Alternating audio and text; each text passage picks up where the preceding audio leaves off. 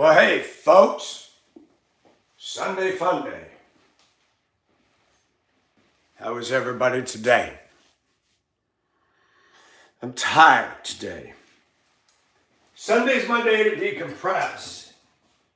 And I need help to decompress, because sometimes to really rest,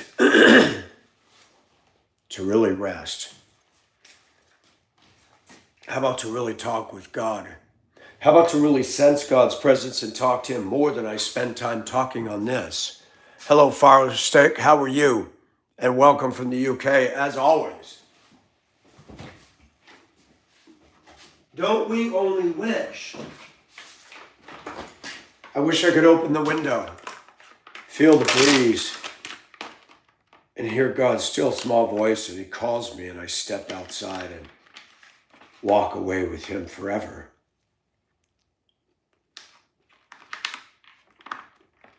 Isn't that what's deep within us? If we're a Christian, it should be.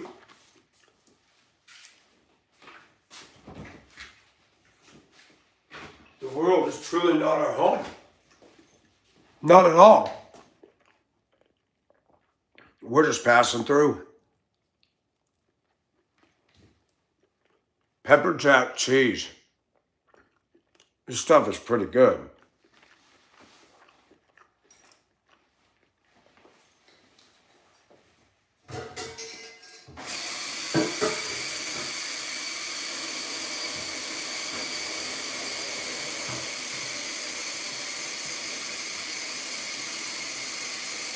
Sometimes I waste a lot of time looking at foolishness or dwelling on something. Sometimes I'm productive. I like to be productive. Did not get a whole lot done this weekend, just mowed the yard and raked.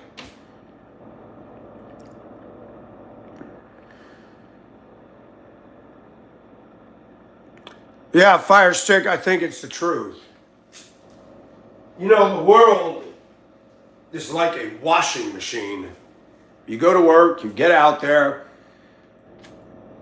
and even though I work with other Christians, I don't sense God.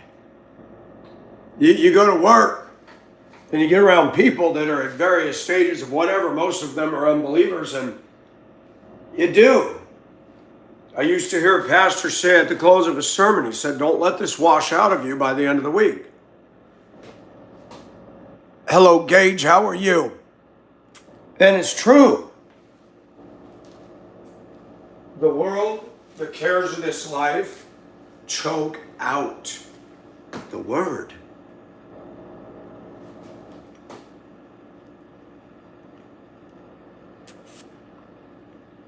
Yeah, Sunday is needed. Needed for respite, for composure, for, well, a lot of things. Where's my bag of cashews? I've got the new ones. Oh, wait a minute. What's this? My stuff. Did I already go through those? There's no way. There it is. Ah! I knew I wasn't done with the one bag. Sunday is a day.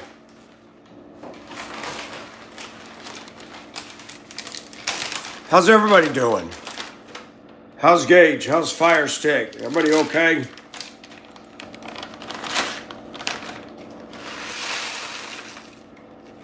How is everybody? Hello, Noah. Hello, Mandy. Noah. How is Noah?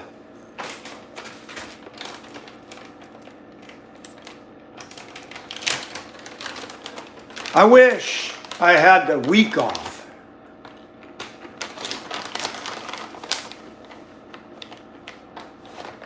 I want to sit in a hot tub, sit in a pool.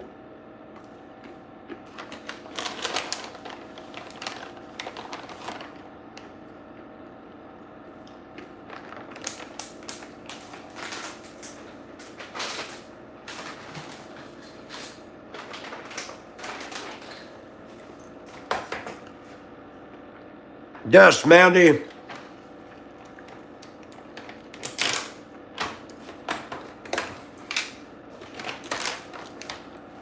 was thinking today, wouldn't it be nice? You have your window open at night, you feel the breeze, the moonbeam comes on and shines on your face, and you feel like God is saying, Michael, follow me.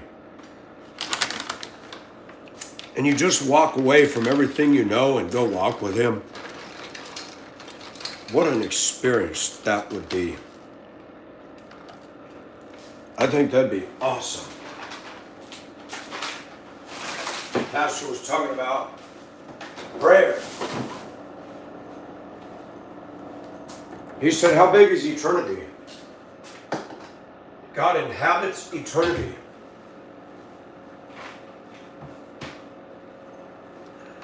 And yet he's in us. Hello, still Derek. I haven't seen you for a minute. Tans, how are you? I guess I'm going to start calling you Dance. Everybody calls you Dance. You make people want to dance.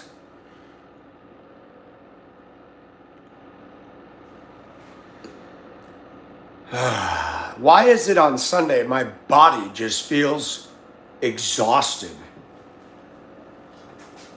It just goes whoomp.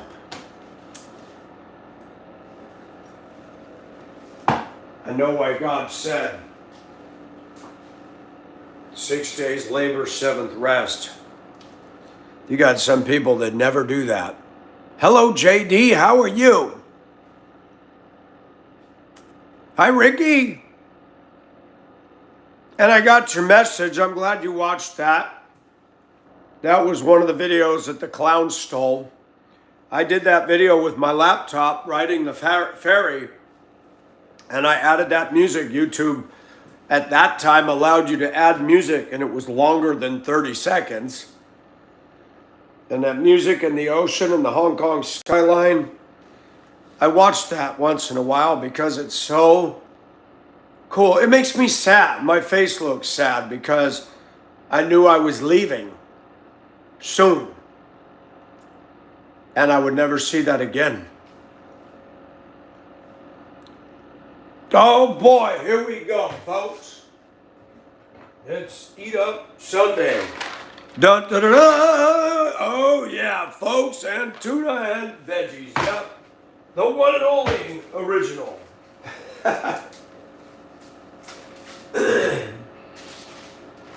Pretty soon I'll have my own recipe book. Mike's YouTube recipes.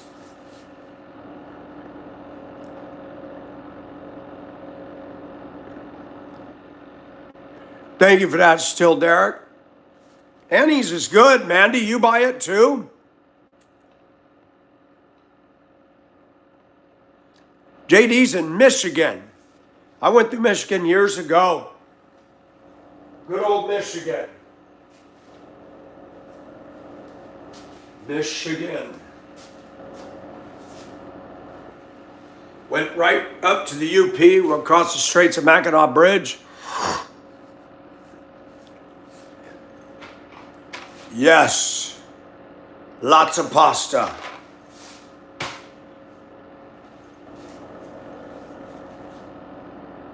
Yep, I have those in here too. I like them, but not as much as the mac and cheese. I'm very much a the yellow mac and cheese. Where is it? Yeah, this one. Mandy, that's cool.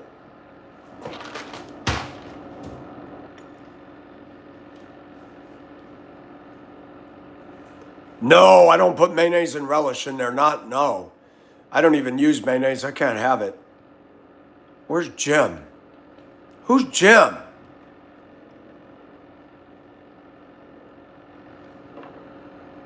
Who's Jim? I don't know who Jim is.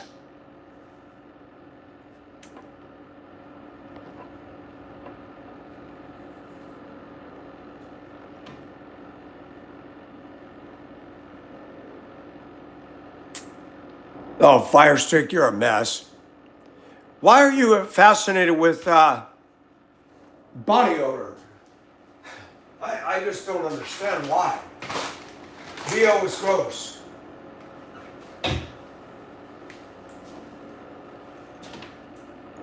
Oh, Jim from Montana, hello. I didn't even see you sneak in. I retrieved some more photos. Look at that. That's me in Colorado with a wig. Oh my gosh. Wayne's World with glasses.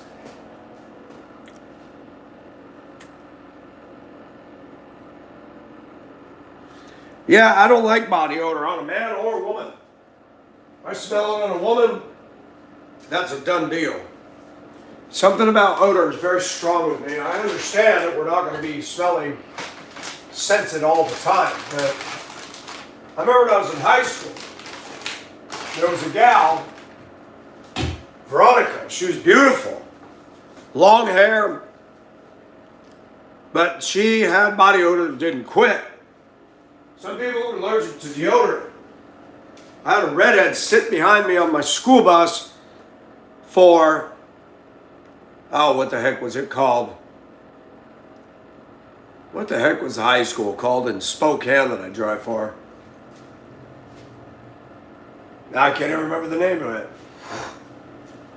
She would sit behind me. She was beautiful. She was a Jehovah's Witness. And she had body odor that did not quit. And I'm like, driving the bus, I'm like, where is that coming from? That cannot be coming from that girl behind me. I figured it was one of the boys. And one day when she walked on and she got on in the morning, it was strong. Now, what in the heck? Beautiful long red hair, beautiful dresses, and reeks. And then one day she gave it away. Mike, could you tell them to stop spraying that Axe on the bus?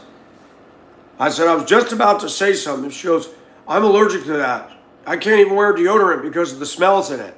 Ha! There we go. It's her.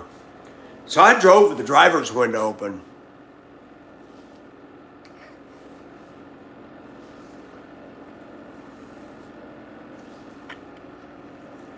I don't know. Some of our management, they'll address some things and they won't address others. That's just the way life rolls. This day, people pick their battles, and just because something bothers me, it doesn't mean it's going to be addressed. I admit if I was an employer, I would tell somebody, hey, I appreciate your work ethic and stuff, but could we do something about this?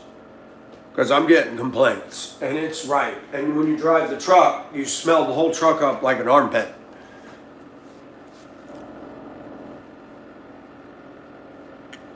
Hi, Marley.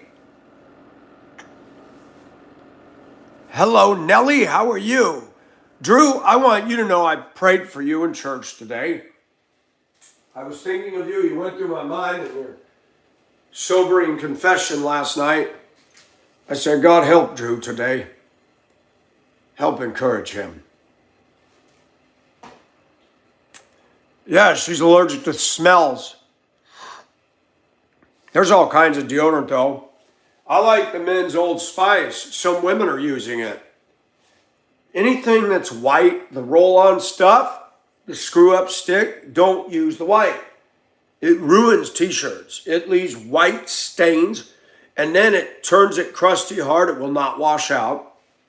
I learned that, ruined a bunch of t-shirts. I'm like, so now I use the Axe deodorant because it's not like the old spray stuff. The Axe is pretty good. And then I get the body sprays from Dollar Tree. I'll roll on the Axe and I'll spray that Brazilian mist. I can go all day with no odor. I love it, but we'll test it. We're going to test when we get that humid, wet, nasty weather. When I was at transportation, I bought a pack of 5 t-shirts for like cheap. Not work shirts, just gray, black, and blue. I just got to work and it was hot and I'm working like 5 minutes. I'm like, what is that? I'm like, is this one? Oh my gosh, it's polyester. It's a 50-50. I cannot wear those shirts. I washed them all, they're all in a drawer. I will not use polyester. You cannot wear it and sweat. Yes, tans, and it's good. A lot of women are using it because they're not allergic to it, and it works. I'm not trying to be racist. I'm not racist. The African American women need a little coaching on deodorant. I don't know what they use, but they use something that's really chalky. And it's really, really awesome when they don't shave and they got all that stuff going on down here and they roll that stuff on and there's chunks of balled up deodorant stuck and all that. It's really, really nasty. I'm like, yuck. I do not like pit hair at all. That's gross. I don't like it on anybody at all. You're going to run around in public with no shirt on. You're going to run around with short sleeves. Men too, shave it. It's gross. Nobody wants to see your underarm hair. Go into a restaurant, the guys, bikers come in with their sleeveless shirts and all that pit hair. Just nasty. Ugh. Fire Stick, you are obsessed with body odor. I'm done with this discussion, Fire Stick. It's bad. That's all I'm going to say. Yeah, it's nasty, Towns. That's awesome. Oh, somebody in Spanish called me muy estúpido. Cool. No, I can't figure that out.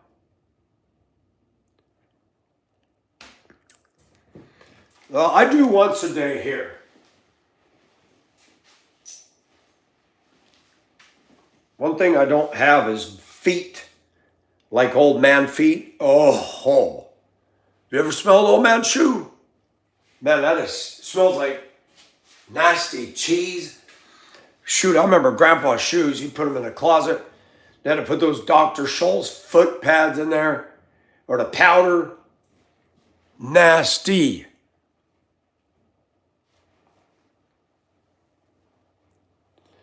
Fire Stick, I do not like smelly people. I don't like hygiene issues. I don't like people that smell like a cigarette and pot and alcohol. Women, oh my gosh, you get a lot of women, they drink so much alcohol and then coffee and then they smoke. Their breath is atrocious. It just smells like a garbage disposal. Gross. I mean, I'm talking about conversation in a workplace. You're like, well, you have a good day. I gotta go.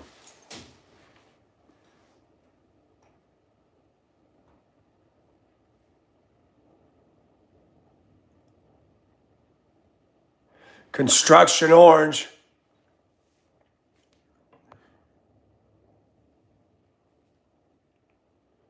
Oh boy. Lord, we pray for Derek who lost his father. I pray, God, as you give him your peace and comfort during this time of loss. Pray, God, that you would help him to get through the grief process. And we just pray that you'd be with him. In Jesus' name we pray. Amen. I'm sorry to hear that, Derek. I'm sorry.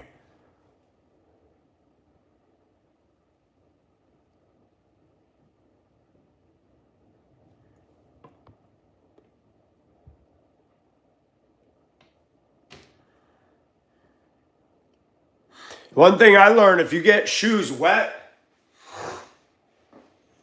during Helene, the yard was flooded. I put on a pair of old shoes because I had to cut. The yard was saturated. I was in wet shoes all day. All day, working hard, and I took those shoes off. put them outside. Oh my gosh, did they smell? Because now you had swampy water from Helene, muddy, swampy water from the flooding in the yard. And I ended up throwing them in the trash. I said, these are done. Grody. But what about butt smells? When I drove the high school routes out here, the expression was, you notice when you dump off your high school, middle school routes, it smells like ASS. And it does. Hello, outlaw.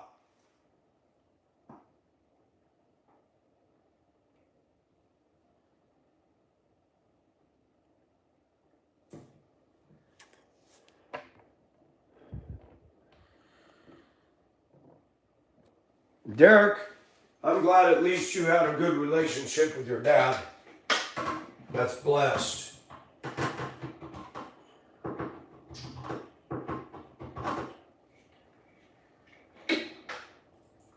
What's it going to be like at the marriage supper of the Lamb? I like to think of that.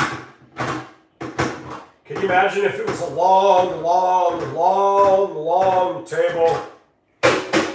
I'll be yelling, hey, Tans, can you pass the olives? Jim, could you pass the gravy boat, please? Oh, man, wouldn't that be funny? Absolutely, Derek. We want people to be able to talk about stuff. I will be flashing various pictures of Hong Kong life for you. That was the woman I chased in 2008 and was tied up with for 4 years.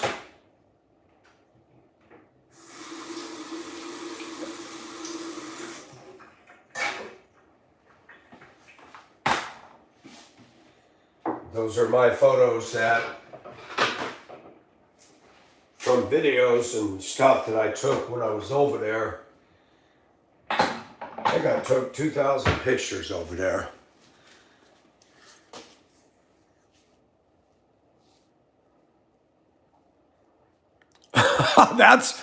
Wow, sounds like that was a quality flight. Good afternoon, everybody. This is your captain speaking. Hope you enjoy our flight. Got a complaint from the waitress that seat number 21 smells like arse and seat 58 smells like body odor. So please enjoy the fragrant flight. That's gross. Look at my hair. Look at my Thomas Dolby glasses, man. That's us on the train that goes to the airport.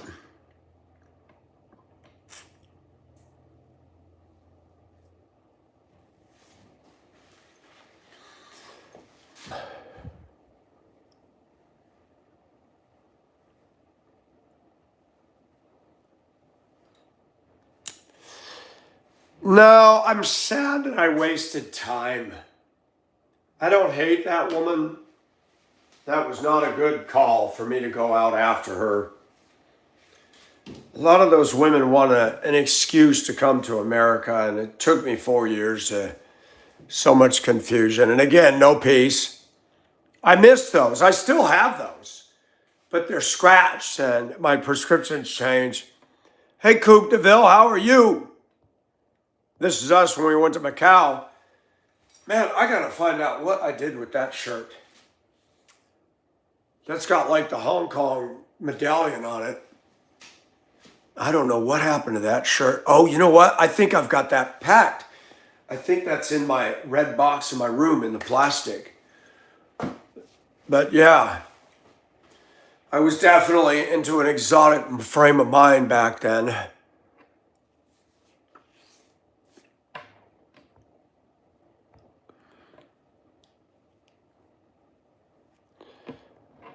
Well, hey, I'm going to have to call you something, but I'm not going to call you Jesus. That's not going to fly. Oh, cool, Coop.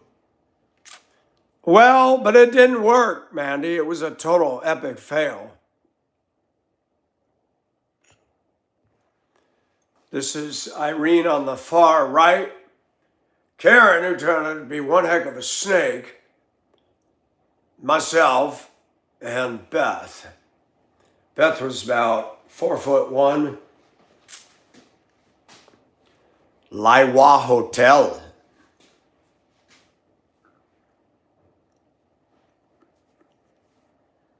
Call him one? Yes. I owe you a Coke.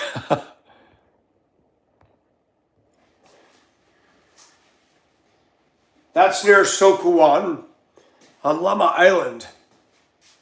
There was a cave that we wandered into right where we're seated. We're facing the cave. At one time, where we were sitting, that was dug out. And the Japanese in World War II, they surrounded Hong Kong, had these high-speed boats. They'd hide in that cave, and as soon as they saw a boat or a ship, they'd fire at it. In World War II, it was they got a sign there to state that. We walked into the cave. No, this is Hong Kong. All right, Mr. Russell, you have a good day. Be careful. I took this picture at a high-rise. The big round convex mirror, when you're walking the sidewalk, you can see if a car is going to come out of the parking garage. So we're all holding up our phones. Irene and I taking a picture of our reflection in the mirror. It's kind of funny. All right, Mr. Russell. Mandy, that's cute. I like the little face with all the hearts. You can't see Beth, she's been cut off, but that is her niece. She called her Mutt Mutt. The Filipinos have nicknames for each other. Bing Bing, Mutt Mutt, Ting Ting, and that was Mutt Mutt. That's so funny. We went to Lantau Island and saw the big Buddha. Hong Kong is extremely crowded. There's 7 million people crammed in an area much smaller than most American cities. This was my favorite picture. On Lama, we walked to a high point. Actually, it looks so different. I feel like I look older there. You can tell my hair was a lot lighter. No, I was after Beth. That was her niece. Her niece was very pretty, but her niece, I think, was into women. I was shocked when I got over there. My eyes were open to a lot of things that I had no idea. That's us, Hong Kong skyline at night.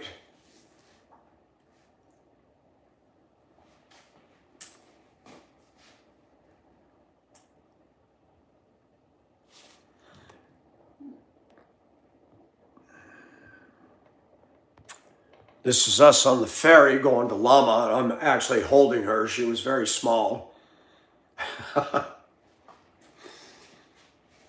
She would ask me, pick me up. We walked too far. I said, man, I'm not going to carry you all the way on the hike.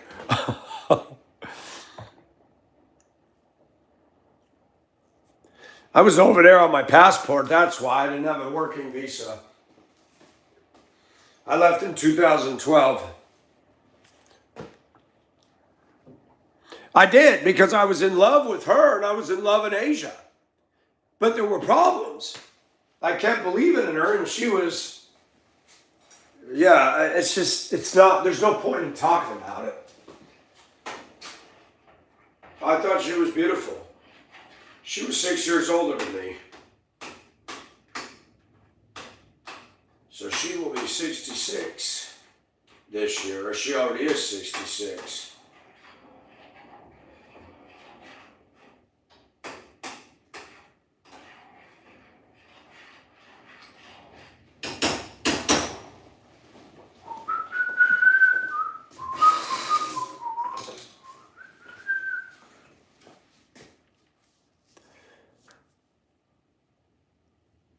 I did, Firestick.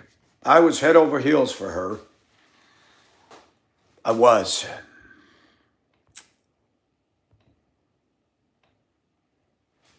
What was that? Oh, that's a picture on the ferry. This was when I was by myself, kind of my last week in Hong Kong. I was on the Lantau ferry. And I did a video where I'm sailing. I took some still shots off the video coming into Hong Kong from Lantau. And that's why I like to sit on the back of the ship. You can't see the wake because the text is in the way, but I did a video with some beautiful music that Clown Troll stole. Hi, Elizabeth. I am, Mandy. I am 60 years old. Absolutely. That's looking out the side of the ferry. Hong Kong Island with the skyscrapers.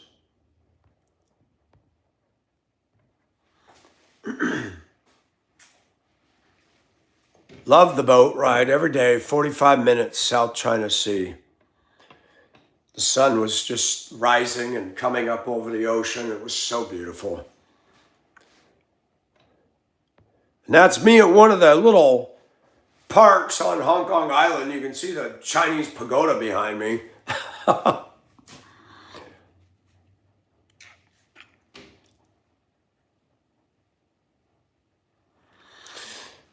Drew, I've done a lot of traveling. I've been over most of the U.S. except New England. Pretty much Virginia on up the East Coast have not been myself. Farthest east was Pennsylvania. I've covered all the northern states as far as, well, I haven't been to New York. Haven't been to New York, Vermont, New Hampshire, Connecticut, Massachusetts, Maine, Rhode Island, Maryland, Virginia, DC. What else am I missing in there? Jersey. Haven't been to those.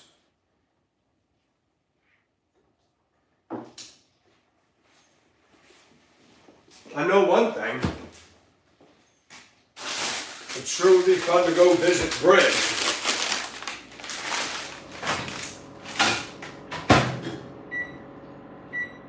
I would make her do a live with me.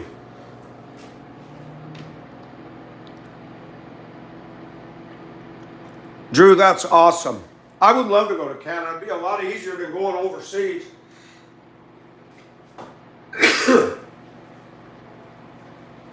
My friend from Cleveland who taught English in China for 6 years, he said, Mike, I was just reading something. You need to look at Japan. There's a place out in the country that you can, like older homes, and you can have it if you agree to restore it. I said, well, I said, wait a minute, Japan doesn't allow they got something going on. There's some countries where you can come, there's a catch. I will tell y'all right now, if I had a house and I could live in Japan and get work and make it, I'm gone. I would love Japan. Now, Japan is uptown culture. The Japanese are very disciplined. Japan is a very, very good country. Hong Kong, no. Hong Kong, no. China's clamping down on it. I was talking to Luna when I was in touch with her. She was still working there. She's the woman my age. She said, it's not the same, Mike. And Anthony, my friend I talked to from Cleveland, he said it's not the same. He said they shut down everything. He said, remember when Hong Kong was almost 24 hours? He said, 5, 6, 7 o'clock, and boom. I said, what? Hong Kong was an electrifying city.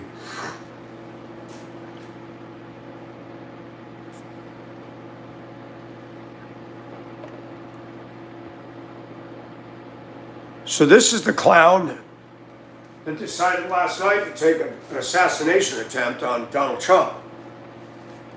School teacher in none other than where I lived, Torrance, California. He had just gotten Teacher of the Year. Well, now you got Federal Jailbird of the Year. So people, help me out. When you make an attempt to assassinate the president, is that going to be life in jail? Last night, yep.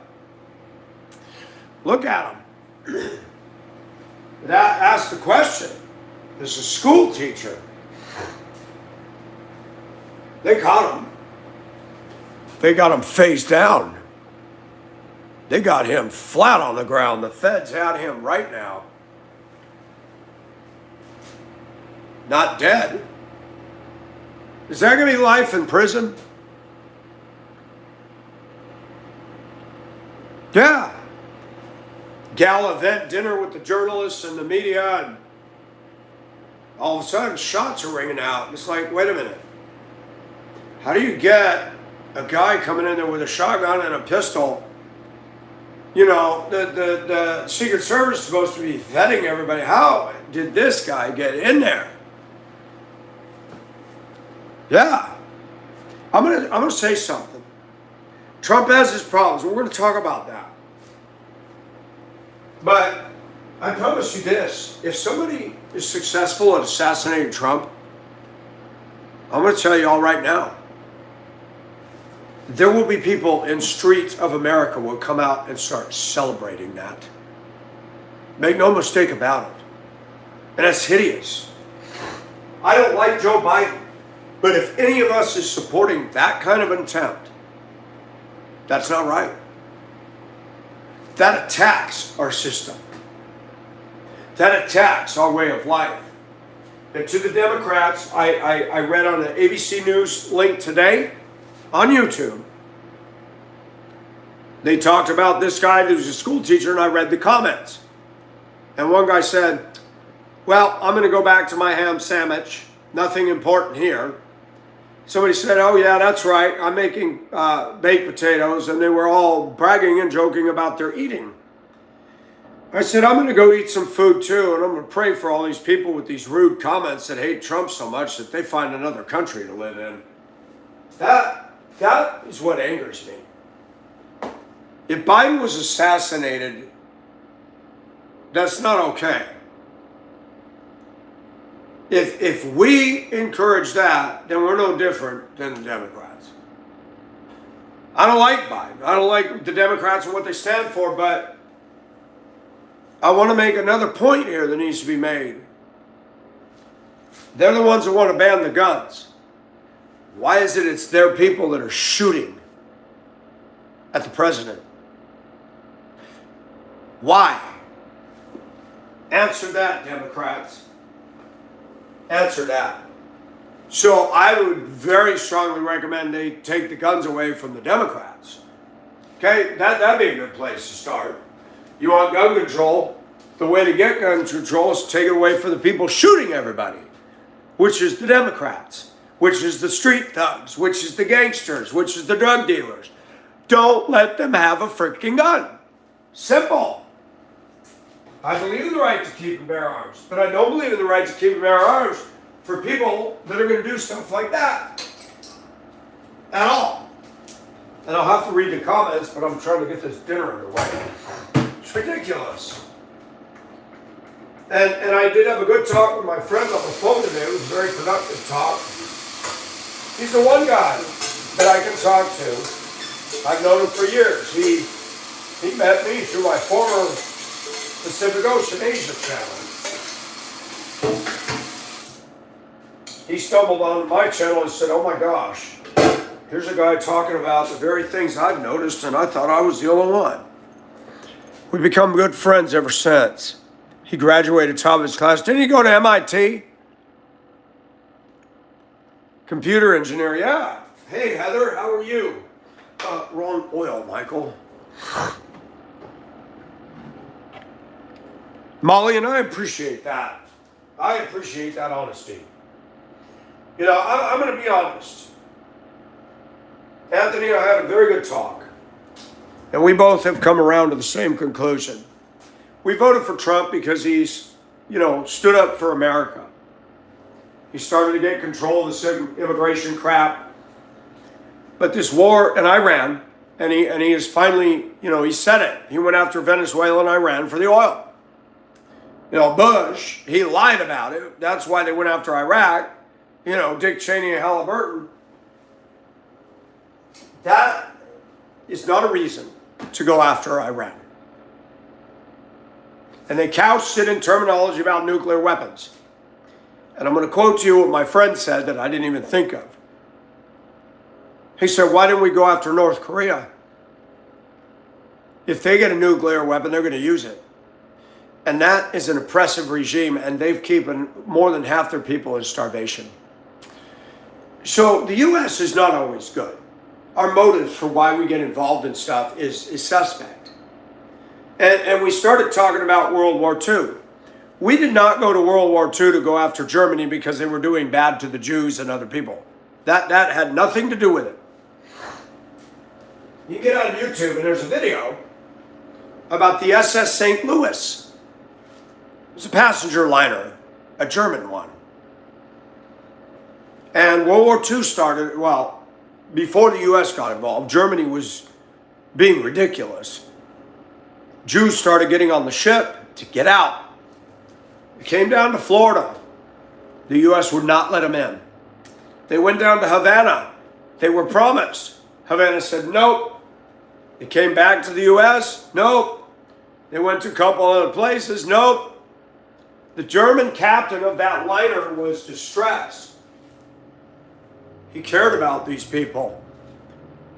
And then he was given orders, turn that ship around and bring it back to Germany. They were loaded onto the boxcars the minute they got off the ship.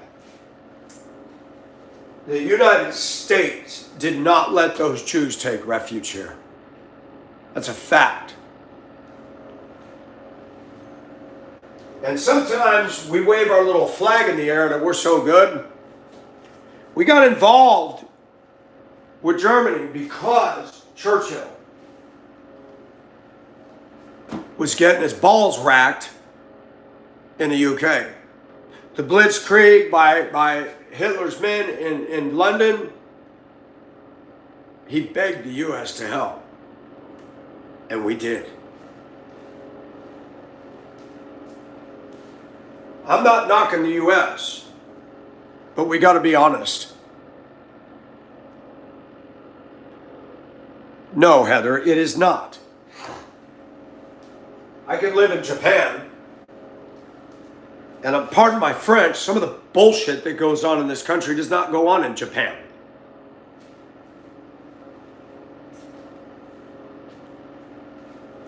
You can walk in places and be left alone and not molested, mugged, or raped, or have a gun held to your head. There are places in Augusta I wouldn't walk through in broad daylight as a white boy. I'm telling you that to your face. There are places in most cities in this country I wouldn't walk, ever, unattended. Manila. There are places in Manila. As long as I'm with a Filipino or Filipina, let me alone, I heard Germany's pretty nice to date. The UK? The UK used to be a wonderful country.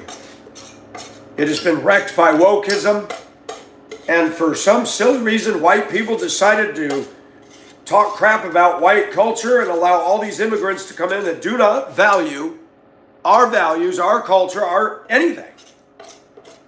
And it's destroying things very fast. And they're trying to do the same here. And I don't like that. Japan, for a long time, has had its own cultural identity, and they kept it that way. I'm going to have to do some reading on that. The problem is there's always a catch. Yeah, they might welcome me to come over there and have a free house, but is it going to cost me 10 million yen to fix it? Forget that. There's always a catch. If it sounds too good to be true, it is. You know what? This picture bothers me. See the clown.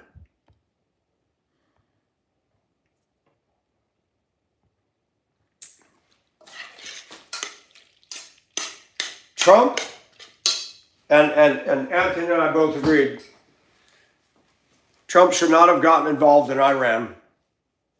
And he says, I think personally he's realizing he needs to pull out of it. I said, well, why didn't he just do it? He said he's trying to save face. I don't like it when a leader tries to save face at the cost of the American people. If I was a leader and I made a mistake, then I have to pull up my big boy pants and look at that evening news camera and say, I made a mistake, Americans, and I'm going to take ownership for it. Nobody will do that. Nobody will do that. I know, Noah, it's sad.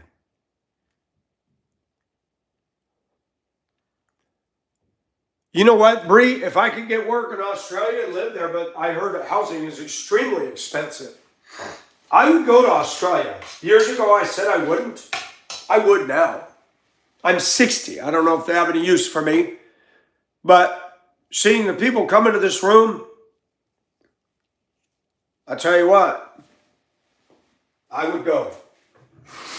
I would go to Australia or New Zealand if I could make it. Absolutely. UK is out of the picture, unfortunately. I'd love to see towns, but to live and work there, they're not friendly to us anymore. Starmer needs to go. They need to put him in a doggone airplane and send him out of the country somewhere. What is wrong with people? What is wrong with these leaders that they're on self-destruct mode? I don't want to be a president. There's too much crap with that. Too much. But I know if I were, I would do things different than all of them. First thing I would do is say term limits. We need term limits. We also need to not allow Congress to vote themselves a raise ever again. That will be decided by the American taxpayers, whether Congress gets a raise, not the congressional leaders themselves. I would also say we will balance the budget, and until we balance it, no unnecessary spending. And I don't care if somebody whines about a program being put on hold. We need to get out of debt. If you can't afford it, you don't get it until you can afford it. Simple concept. The school system. Wow, what a mess.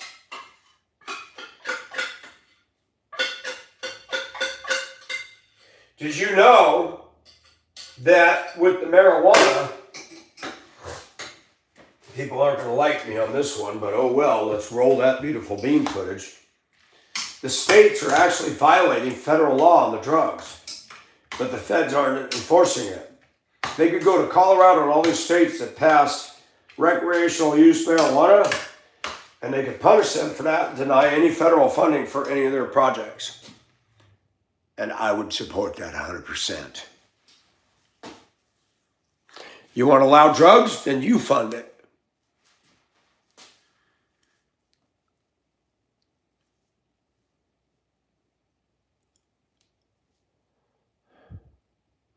It is, Molly. Bree, I struggle with marijuana usage, period. I feel like that was just a Trojan horse to get it legalized all the way around. I admit, I'm blessed. I'm not in abject pain. I don't like pain. I hope to God He never puts me through that where I have to have something, because I don't want to go through that.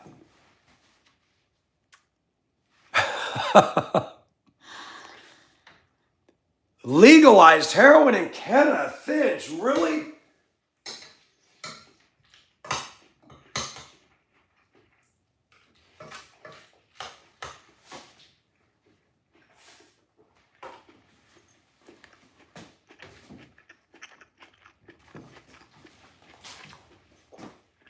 Fire stick, that's a good question.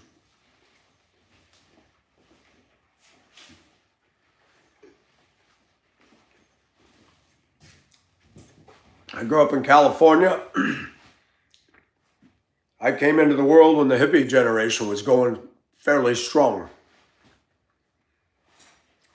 California was kind of the ground zero for a lot of that.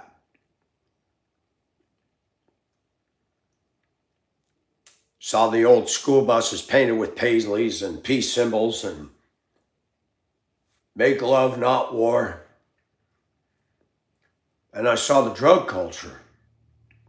I saw what drugs does to people. The Jimi Hendrix and the acid and the bands and the mentality, the smell, the grossness of it all. I never was tempted. My parents smoked. I hated the smell of cigarettes. When I was in middle school, we had home ec. The teacher had us smell something that smelled like marijuana because we were doing drug ed. And I thought, wow, that stinks. I never had an interest or a temptation for it. I was on the gondola. My Mexican friend and I, Jose, decided we're going to conquer Mammoth Mountain. Michael ended up stepping down the slope. I said, I'm not skiing that thing. I'll kill myself.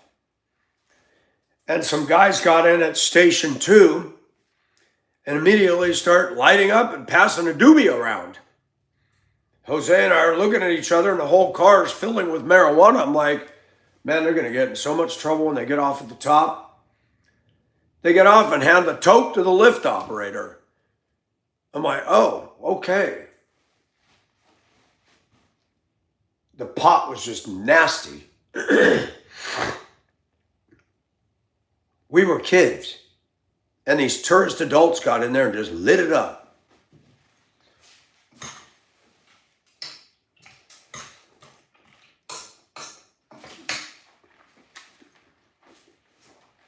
I've had continued and repeated bad experiences with 99% of the people that I've met through life and marijuana. People that are regular users of it here in Augusta are extremely lazy. Their hygiene sucks. Their attitude sucks. They hate me. People that use marijuana hate Michael. I mean, just because I don't do it, they hate me. So I want nothing to do with it.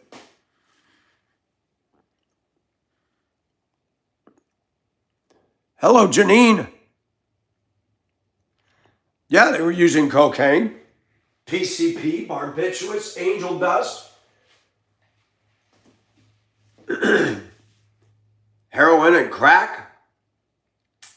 Oh gosh, they were using acid, all that stuff. Barbiturates.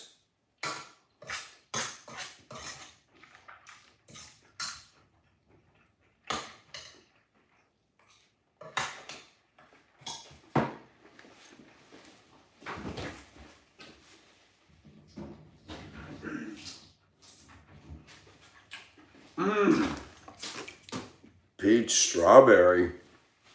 I get excited about fruit juice.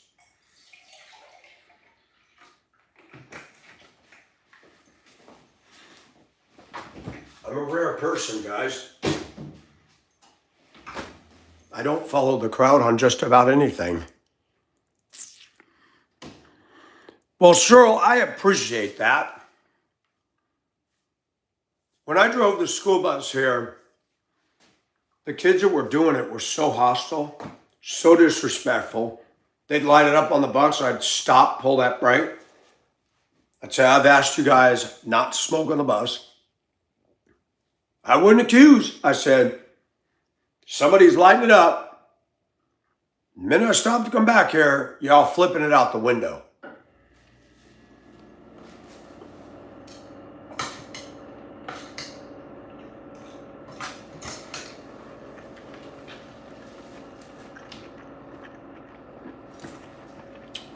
They were taking their vapes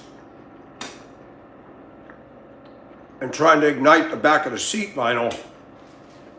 Not on my bus. My last year of transportation, I was repairing school bus seats. And I had to tell several drivers, did you know when you brought your bus to me for that big rip in seat number 2, did you see the ones in the back with the burn marks? No. So you might want to go back there and look. They're trying to set the seat back on fire. It takes 2.5 minutes. When you light one of those, it takes 2.5 minutes for a bus to be fully engulfed. I wish I had the pictures. We had Christmas break years ago, and I was asked to come in and start buses the weekend before schools reopened. I was on the back lot. I'm like, oh my gosh, what happened to 292? Flat front end Bluebird bus. Tires exploded. Let me show you something.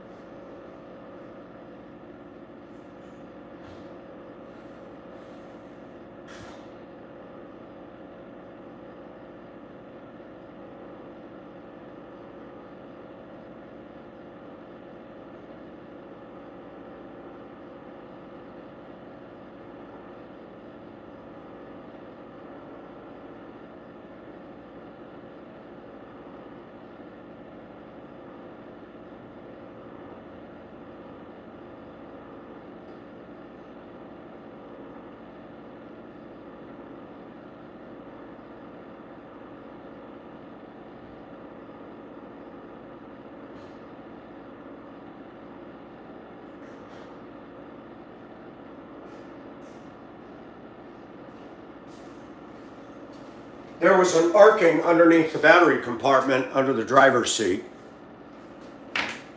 They pulled the lot video cameras to see what had happened. And they said it was raining 6 days after vacation started, and they watched the video and they'd see this little flash under the bus. And then they said that it caught something. Whatever it burned under the bus managed to get up into the electrical, the driver control panel, ignite the plywood and the rubber and the floor, the seats, and within minutes the whole bus was fully engulfed. The windows exploded, all the glass exploded into fragments because of the heat. The aluminum window frames for all the student windows melted and fused into the asphalt and dribbled down the side of the steel yellow school bus. That bus, anything that could be burned, the roof hatches, the plastic panels above the windows with the lights and the speakers for the radio and the intercom, the two-way radio, the dash, the driver's seat, anything plastic, anything wood or vinyl, it was straight to scorched steel. It's a wonder that the diesel fuel tank under the back frame, under the back axle, or at the back of the bus did not ignite. It started to catch 293 on fire, or 291. It got so hot that it burst the glass and started to burn into that bus. A bus that was one space away, there was nothing there, melted the driver's mirror bracket, the stop arm with the red lights, and the window cracked, the driver's window. If there had been a bus to the right of that, it would have started the entire row on fire. I took this as a souvenir. I had made a video on Facebook with sad music. I like buses, and to see that, it was sad. And as the mechanics and people started coming, because I got there early, what the hell? and they were taking pictures, and everybody's just like, oh my gosh. And these kids that are fooling around with matches on the bus, it's no joke. You ask, why don't they make that stuff fireproof? I do not know. The National Transportation Safety Board sets the standard for school buses, and they believe in compartmentalization. That's why the seats are so high. And everywhere I've worked, the seats have gotten higher over the years. When I was riding to school in the 70s and 80s, we got on the rounded back end and front crown bus. The seat came up to the back. It was metal on the back. You couldn't cut nothing. The seats, you could turn around and see everybody on the bus. Now you got compartments up to here when I'm seated. Little kid's gonna be like standing up because they can't see.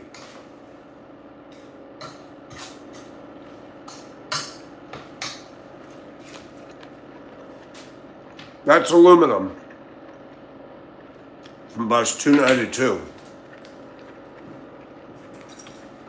Still to this day, there's a bus that parks there, but the aluminum is fused into the asphalt, and the stains from stuff that melted and dripped, the footprint is still there.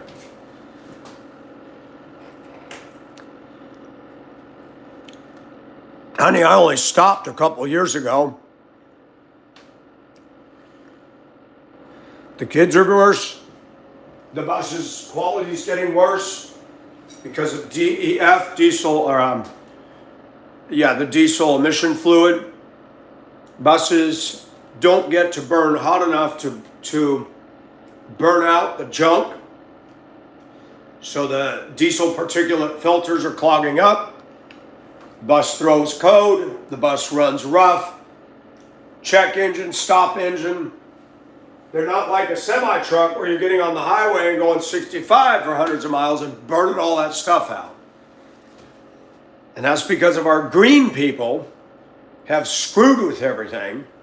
And what they need to do is take the restrictions off the school bus because they're running routes. So they have a lot of start, stop, and go. They won't do it.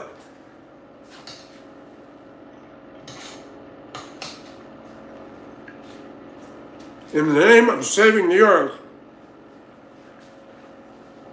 the U.S. government is killing and destroying gas and diesel engines. Electric is not a viable alternative. The cost of the batteries. Richmond County has 25 electric buses. I saw them come in. They got charging stations. They're still sitting there a year and a half later. $400,000 a piece for an electric bus. It's $130,000 for a diesel-powered Bluebird flat front end 80-passenger bus. The batteries are $100,000 to replace. If the bus catches on fire, you cannot put it out. We were told that by the Thomas factory rep himself. I was still working there, and we were required, because I was under the authority of the shop, doing bus seat repair, and we had to listen to him. He said, if this catches on fire, get the kids off and get as far away from it as you can. Ward Bus. I used to go and get Ward buses in Little Rock. Ward is out of business.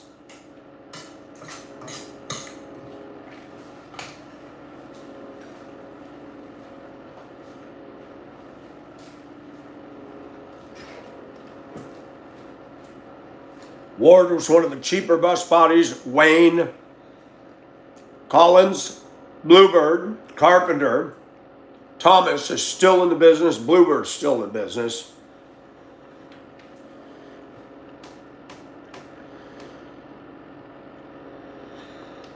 I love electric, but it's not viable. It's not going to work for semi-trucks. It's not going to work for school buses. When they put the light rail in Denver, America had electric, people. I want to remind you, historically, the unions were the ones that destroyed electric. In the 1950s, GM came into every U.S. city and bought out all the streetcars. Almost every city in the U.S. had electric trolleys and streetcars, trams. They shut it down so that they could sell diesel buses and sell more automobiles. In Duluth, you could get on a streetcar, ding ding, jump on, cheap. You could do it in LA. You could do it in San Francisco. We had the greatest electrical trolley and train system in the US. They shut it down. Now you spend billions of dollars to bring light rail into Denver. The ridership isn't there. People want their dang cars.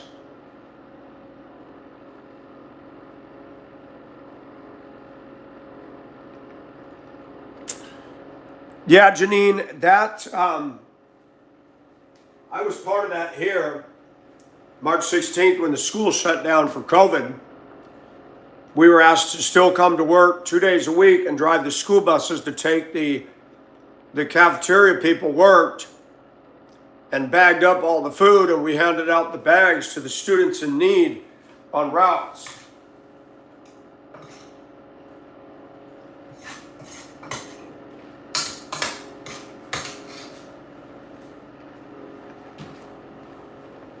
I was shocked to learn here in Augusta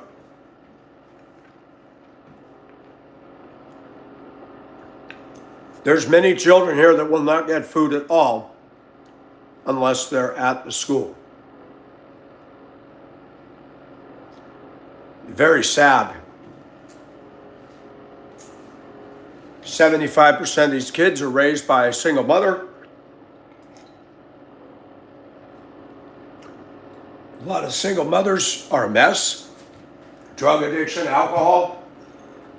Kid doesn't get a good square meal a day unless they get it from the school. So I do support the lunch program because otherwise these kids are going to be looking at starving.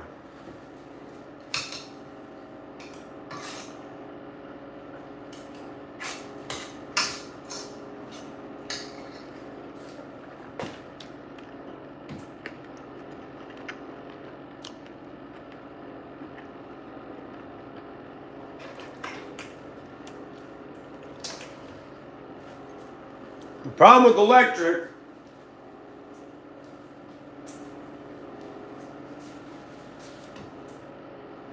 is mining the material, lithium. In Africa, they got little children crawling down into holes in the ground to go get it. No OSHA safety standards there. No child labor laws there.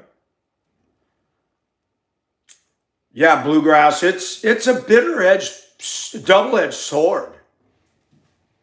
It's atrocious. Hey, Cheryl, how are you doing? Are you still in the house?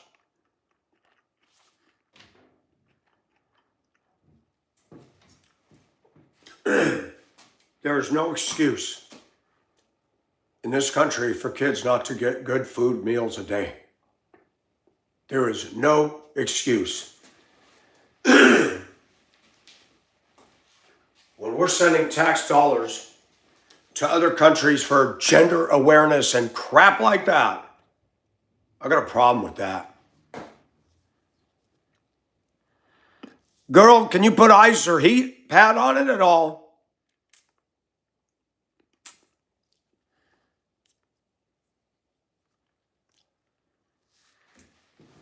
When I was in Denver, Safeway would have, day-old, two-day-old bakery stuff. One of the Denver school bus drivers would go down to the Safeway. They had an agreement. They would take that stuff and bring it back to the bus terminal so the drivers and monitors could get food. And it was pretty successful. It worked.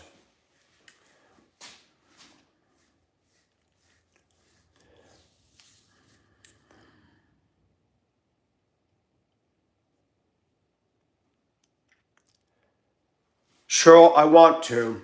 I have, in one part of my prayer life, I'm like, Lord, I don't want to work in a warehouse all my life.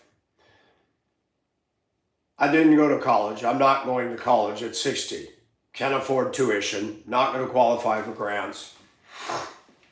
I pray that God would do something while there's a little life left in me. And thank you for the compliment. I would not want to run for politics. And if I did, boy, I'd have to have a cabinet of people around me because it's dangerous. I'm going to say something very powerful. Satan sits in that rotunda called the Capitol. There's so much compromise and backslapping deals and all that. I don't want to be in an environment where people are pulling and pressuring. Michael, I'll fund you. No, I don't want your money. I don't want to be in that kind of a position.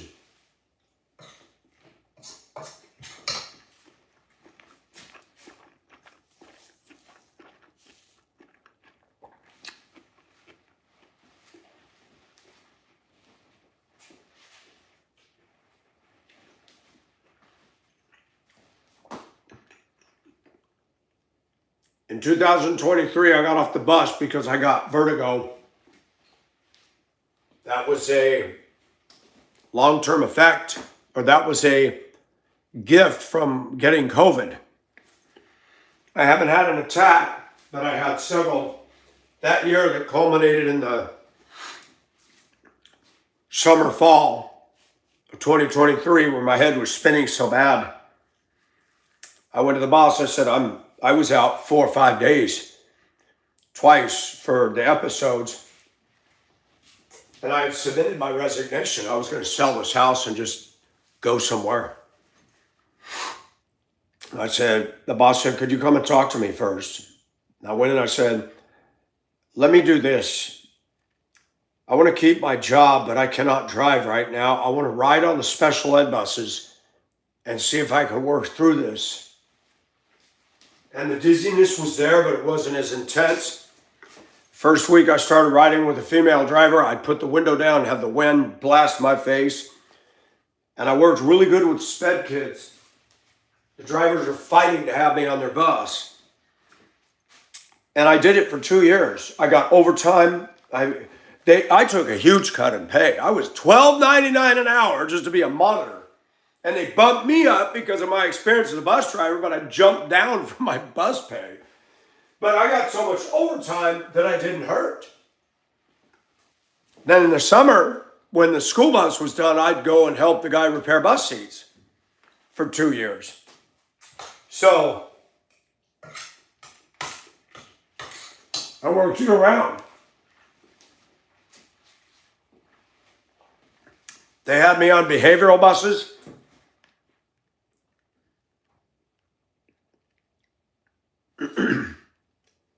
These kids are so damn hostile down here. So hostile. I'd be in the back of the bus on the general ed buses. Middle school get out. And I would stand in between the 2 back seats by the back door and just watch them load. You get these kids, you go, what the F are you doing on here? I said, excuse me, watch your tone and your mouth. I'm going to watch what I say. You want to bet?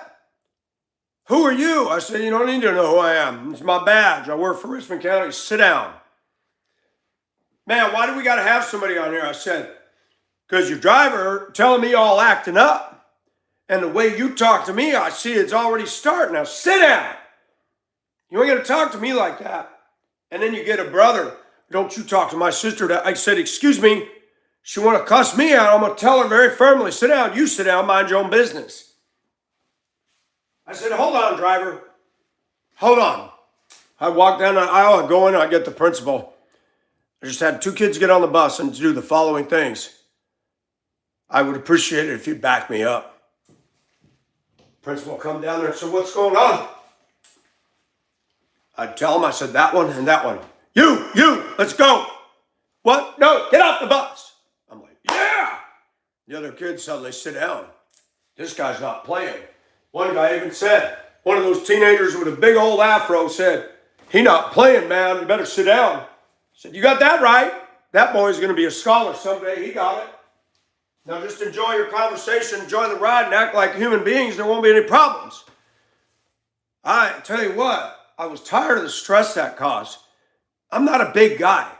These middle school kids are this big. Some of them are 6 feet. Some of them take the whole seat. Yeah, you talk about facing my fears every day. Cheryl, don't you get mad at me for this. When I'm the only white person on the bus, it's a little bit nervous.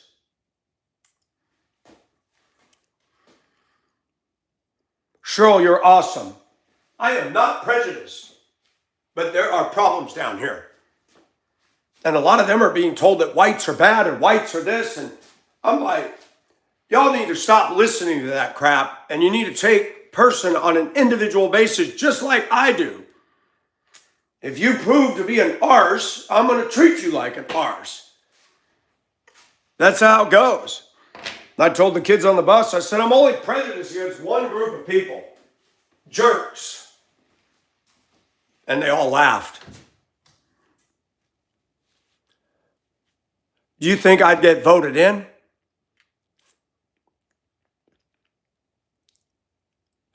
Good comment. I think sense. Yeah, Cheryl. They wouldn't vote for me. Our mayor, Cheryl, he's African American. We had one before him. They'd get their hand in the cookie jar. $16 million from the city of Augusta went missing. Nobody knows where it is. I said, I bet you I know where it is.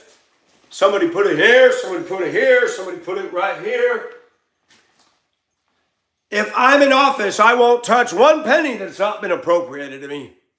Guy, we're buying new cars for themselves and doing all kinds of things. This Augusta doesn't have vision. The only thing they care about is the Masters. There's nothing for the kids. We have a roller skating rink. And the black lady that runs that had to get on the TV and say, this is not a daycare center. You parents stop dropping your kids off here. They're getting in fights and they're acting up. If we don't see parents, the kids are out.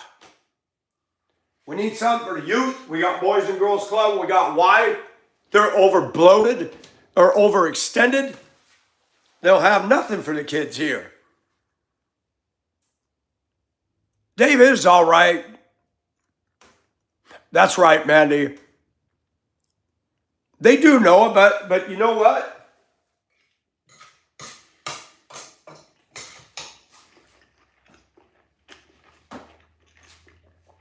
I can't compare my childhood to these.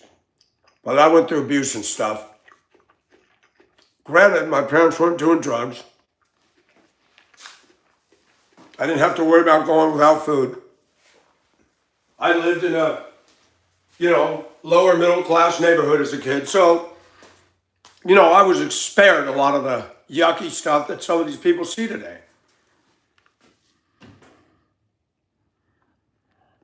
So I'm not trying to make it a color thing. It's just that when I moved here, they were making it a color thing. When I first started driving a bus down in the bottom down here, they call it the bottom. This is what I heard. Man, what's this white boy doing driving our bus? I said, excuse me, do I hear racism in here? I said, I'm a driver. And we don't do that on here.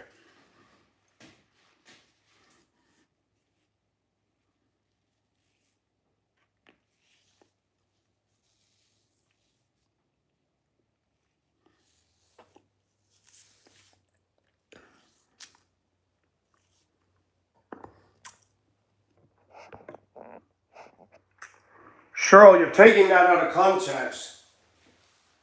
They bring up the race issue. I came in with open arms, and the first week I was down here, I was like, oh my gosh. My boss at transportation at the time said to my face, you're the first white driver we've had down here, and I can't believe you haven't walked out of there yet. I say, because I am bound and determined to find out how to get mastery over this. So I don't make it a color issue. I had other drivers here tell me, Black women and men said they ain't going to listen to you because you're white. And they weren't saying that against me. They were saying, they don't listen to us, Mike. They're not going to listen to you. And they said, you got more balls than we do because you're getting the hell down there and you're still staying.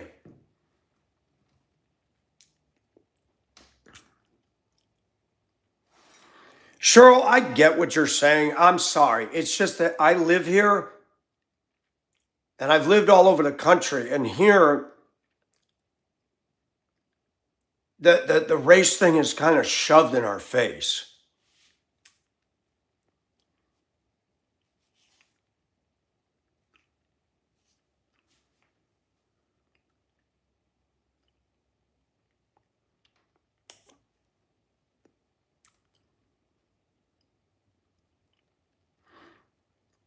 And I agree, Dave. And Cheryl, I respect you, but please understand, when I worked at that transportation, I heard a lot of drivers telling me, I rode with a black woman and she would say things when the kids were not on there. And I said, did you really just say that?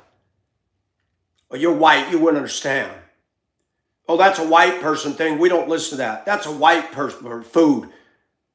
I told her, I said, have you heard how many times you bring up white? I've never done that to you. And she told me, well, I'm a black woman. I can say whatever I want. I said, funny, if I say anything that offends you, I'm going to end up in the office, huh? I worked with this woman for a year. She was crazy. I had to go to management and I said to a black woman, one of the managers, I said, I'm having a problem. This is what's going on. They removed me from that bus and put me on another. The drivers were fighting to have me.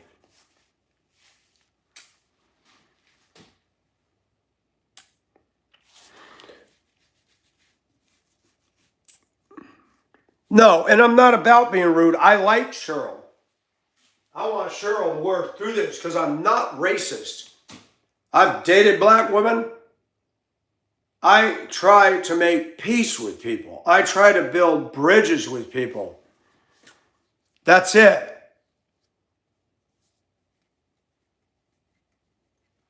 That's it. There are dirty dog whites and there's dirty dog blacks and there's dirty dog Mexicans and dirty dog Asians. I talk about all the things I experience. I've been very open, Cheryl, about things I don't like in white culture. Stick around, you'll hear it. I did a video when I lived in Hong Kong. Chinese in Hong Kong are rude. 100,000 views. 1,000 a week. Chinese people in Hong Kong wrote me and said, I'm Chinese and everything you said is the truth.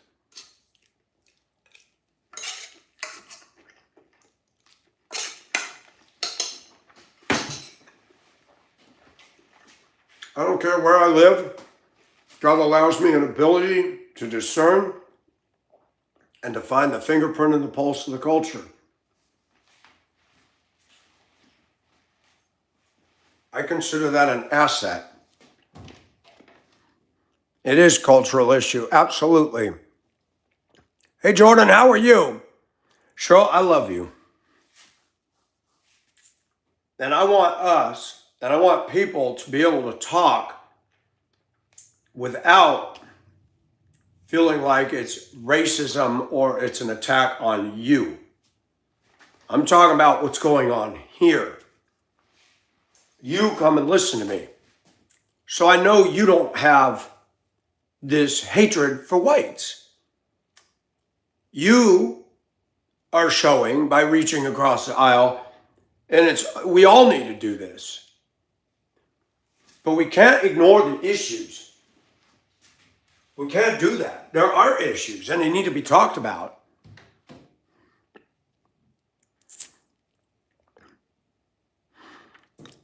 But you got to be, okay, you're in Florida.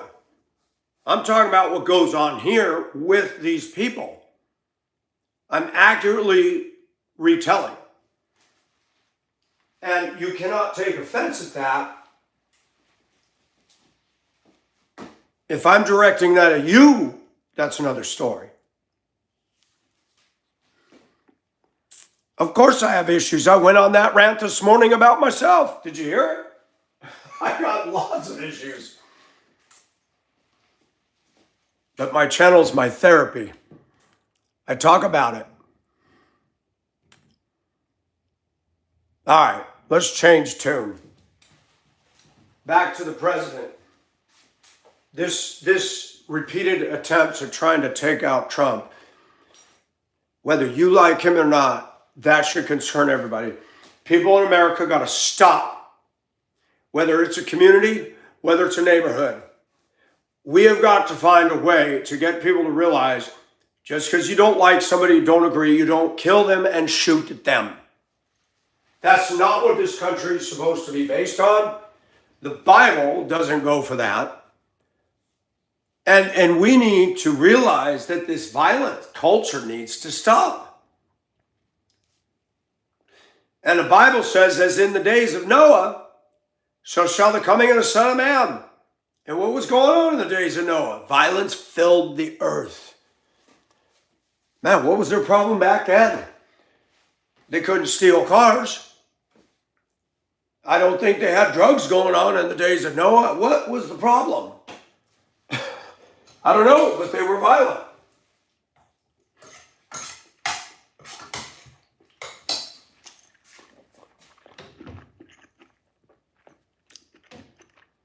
Hi, Colette.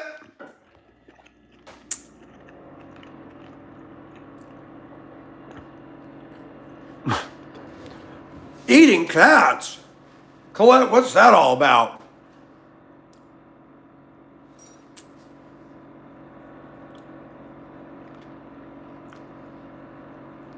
Yes, Zach. And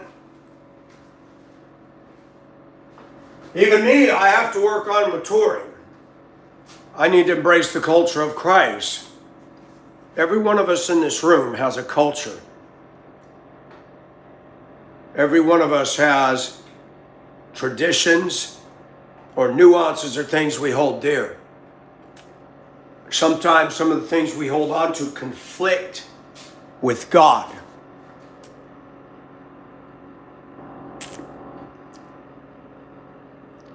Mac and cheese with tuna and veggies. Michael Goulash, man. One pot dinner, 4 food groups in one pot.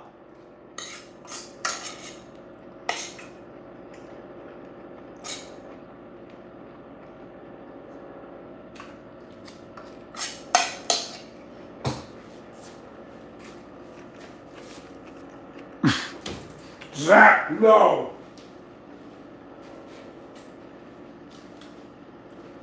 Cataroni and cheese, that's nasty.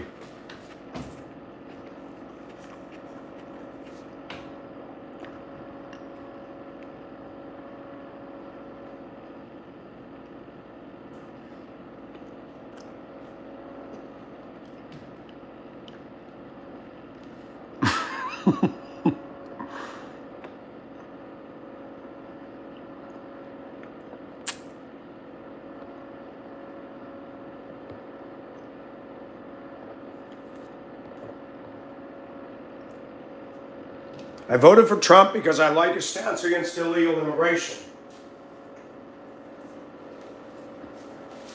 And I could not get behind Kamala Harris because just on an intellectual level, she didn't have it. I don't know how that woman got through law school. They call her the word salad. She is an example of what I don't like about the left. She causes division. She causes division because she was half India, half African American.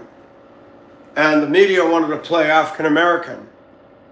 And the media needs to stop it. I don't care if you're black, run the country. I don't care if you're Caucasian, run the country.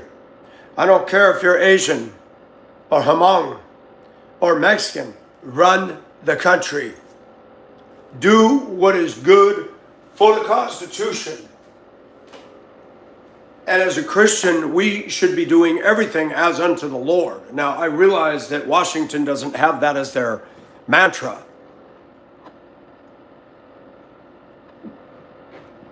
Cheryl's going to make me hungry. Cheryl, let's do them black-eyed peas and collard greens too.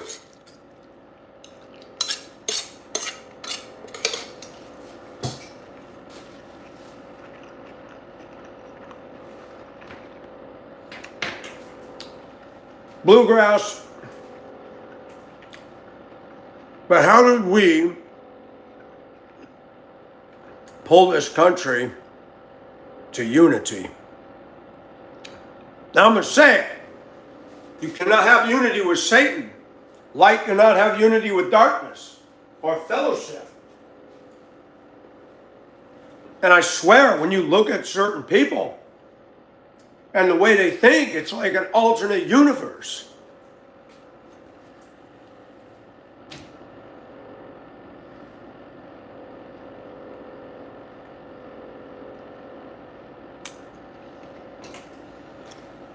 I'm telling you based on her speeches.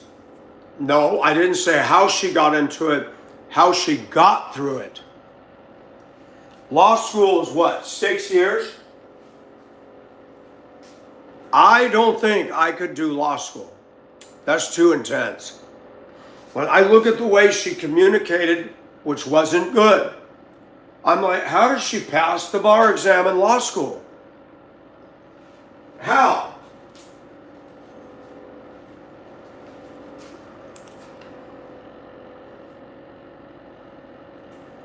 Law school is 3. How come most of the attorneys I met said they spent 6 years in school to get their degree and all that?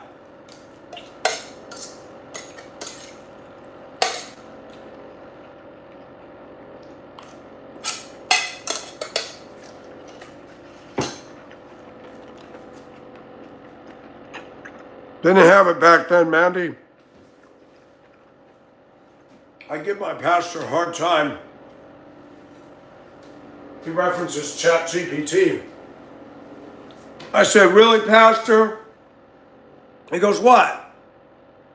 I said, ChatGPT? No, Mike, I write my own sermons, but I'll ask ChatGPT, give me all the scriptural references that deal with this subject. And it will. He says the problem with ChatGPT is it'll compliment me and it'll lie to me about some things. I don't like AI. When I did sermons, the only thing I used the internet for was to look up certain verses. I'd like speak into the thing and say, where's the verse that says march around the city? And it would say the verse, and good, okay, I found it.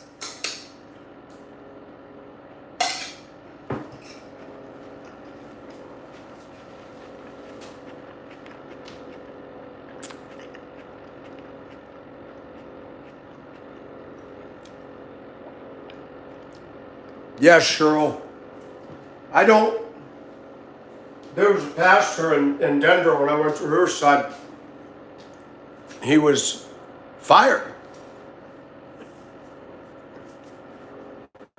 We came in church on Sunday, he wasn't there, and somebody got up and said, we had to let him go. And after service, I said, what happened? He said he was downloading sermons off the internet. When I was in school, and you did a report, you had to consult Encyclopedia Britannica, Encyclopedia set.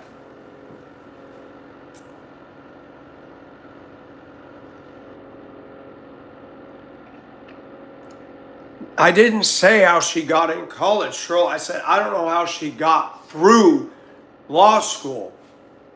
There's a difference. I don't think that Kamala Harris is intellectual.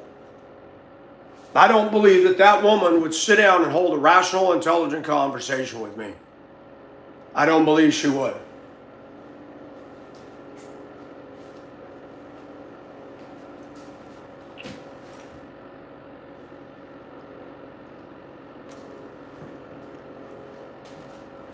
But you know what? Cheryl, the country didn't want her. The voters spoke and said absolutely no. And it had nothing to do with India or black. It had to do with how she carried herself. That how news organizations, Sky News Australia, several decent news organizations said this woman lacks. I would not want to see what this country would look like right now had she been in office. She is not competent to deal with Putin and China or these world leaders. I don't believe that we should be mucking around with Iran. I think that was poor judgment.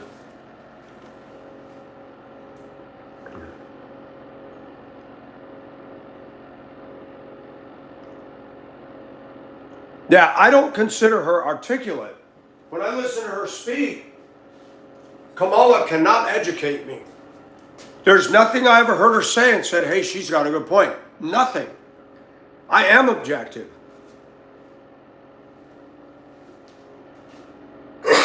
JFK was a Democrat. And JFK had accomplishments. His family was corrupt as hell.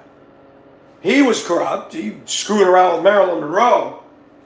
But he averted the Cuban Missile Crisis, and he said, ask not what your country could do for you, but ask what you can do for your country. And that political persuasion has forgotten that. And you got a lot of people who want the government to be their sugar daddy and hand out everything. I believe in less government. I believe people need to police themselves. I believe we need to stop spending all this money and getting our country into debt. I believe a lot of things.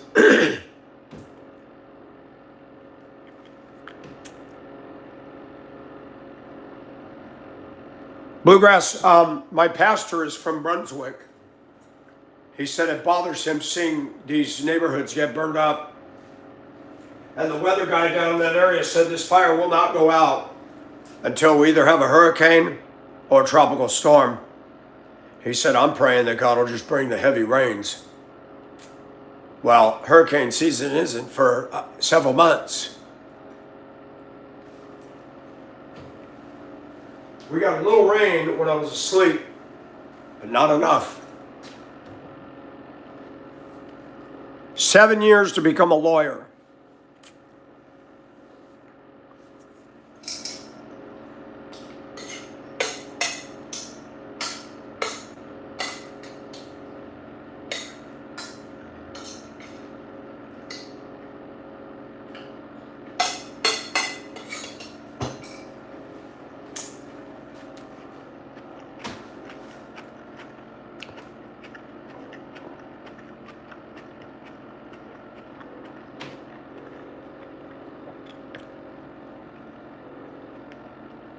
Bluegrass, I absolutely do.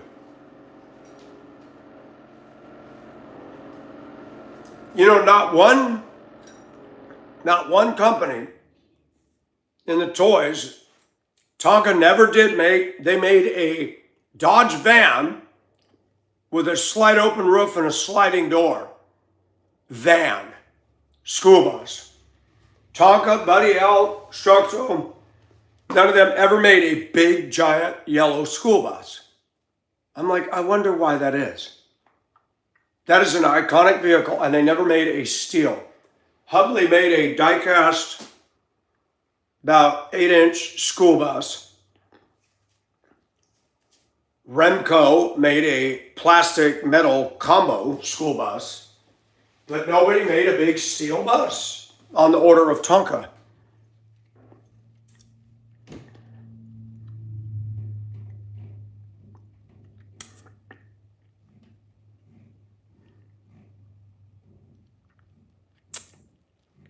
All right, Cheryl, and thank you for coming in.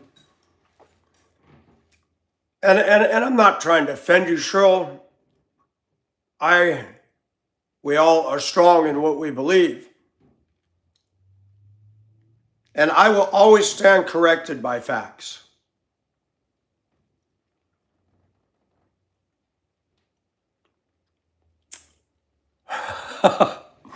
All right, no more law school. No more. No more. This session is adjourned. Dismissed for recess.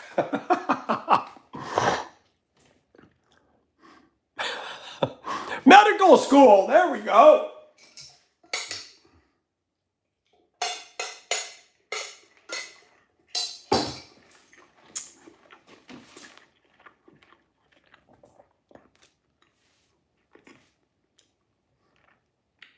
I think I've been discriminated against.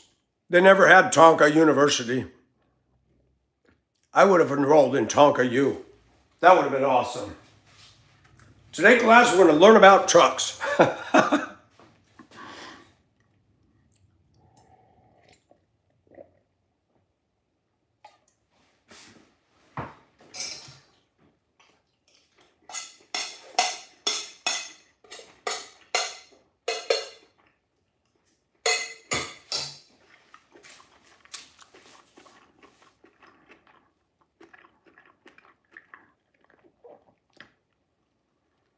This year is the 60th anniversary of guess which church. Hold on.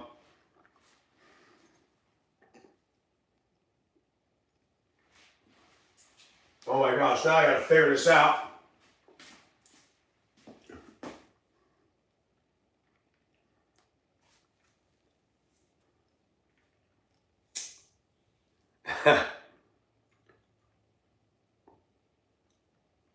So go back 40.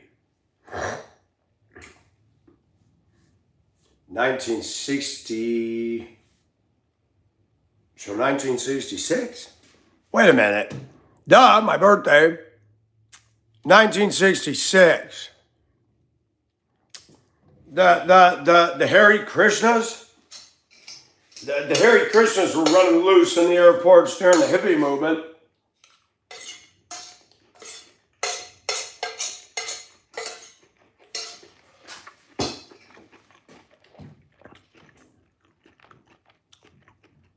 Bluegrass, why the throw up?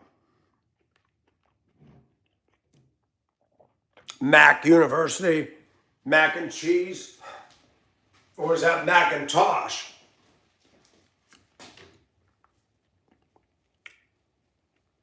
Your grandma liked the Hare Krishnas? They were a cult. It was made in San Francisco. Don't tell me it was the metrosexual Mack truck.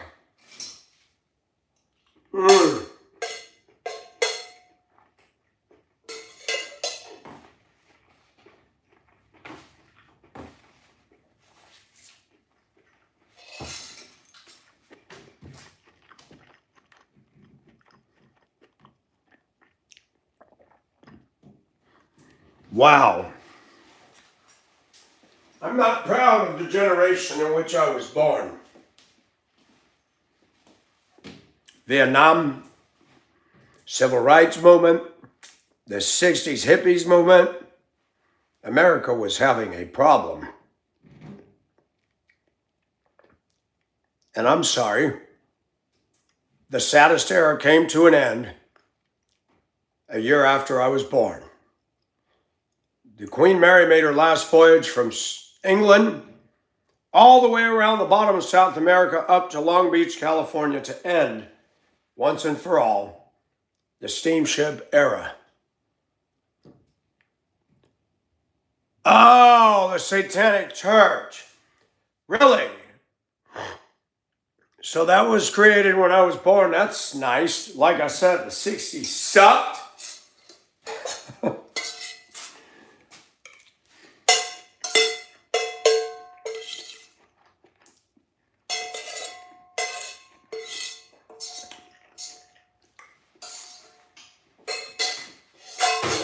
Anybody would want to go to the Satanic Church is beyond my ability to fathom. Until I go to work every day. Until I go out in society every day and I'm like, yep, Satan exists. I see his fingerprints all over everything.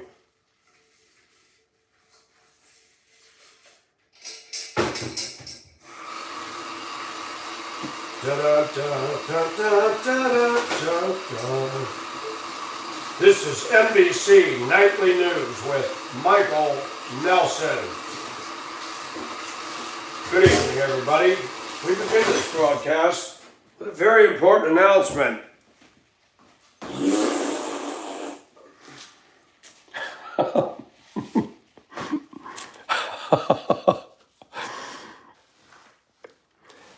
Yes, Greyhound. Clark, you like that?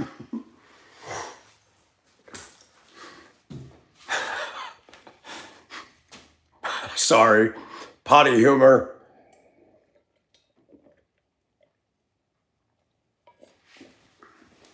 I miss Paul Harvey, folks. And that, my friends, is the rest of the story. He was one of the greatest broadcasters ever.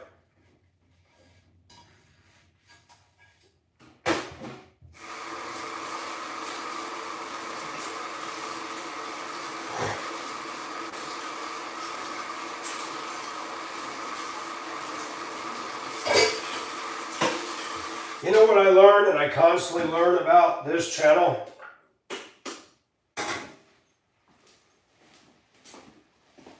Telling the truth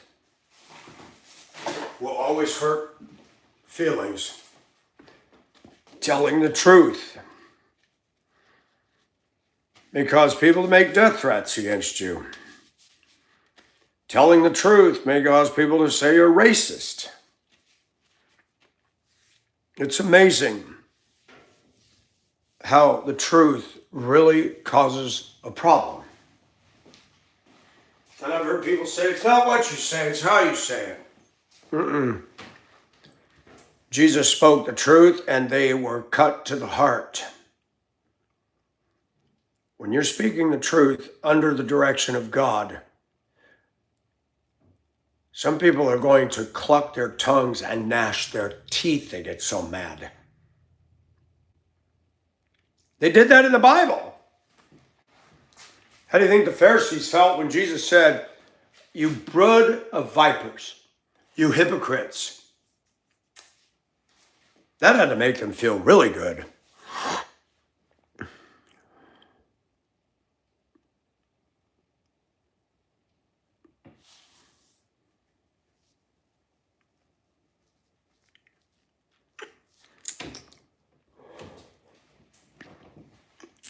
Free lunches in New Zealand schools. Man, when I went to school, you had to pay for it. I'll be back. I have to make a contribution to Porcelain Deity.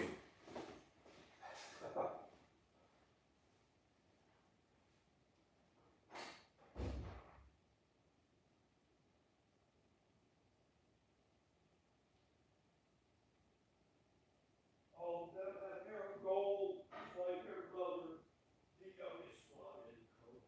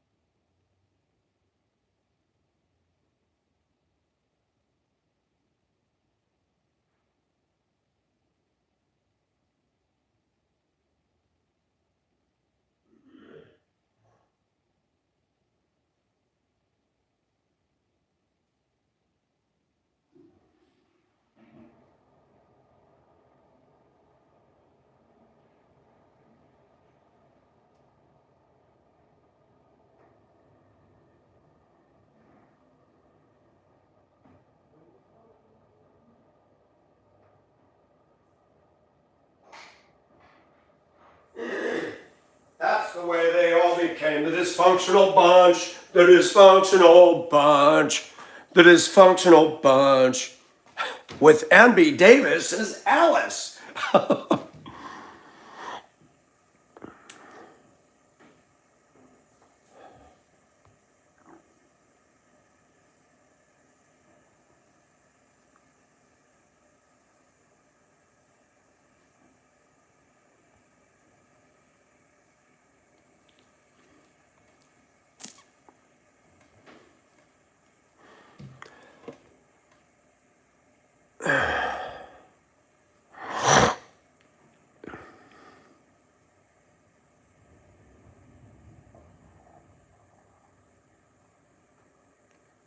Half of chat. Paul Harvey was one of the best, Carl. She was, and I didn't know that. See, another childhood myth. I thought that she truly was in love with Sam. How disappointing. I thought she liked the guy that ran the butcher shop. She must have got burnt out on him and said, that's it.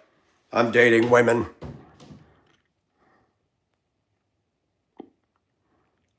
Herman, I don't think a family could live off 1 pound of rice and the family pack of chicken. Do you know how much? So I went to Food Lion Friday after work. Boneless skin and chicken breast, flat this big. $8.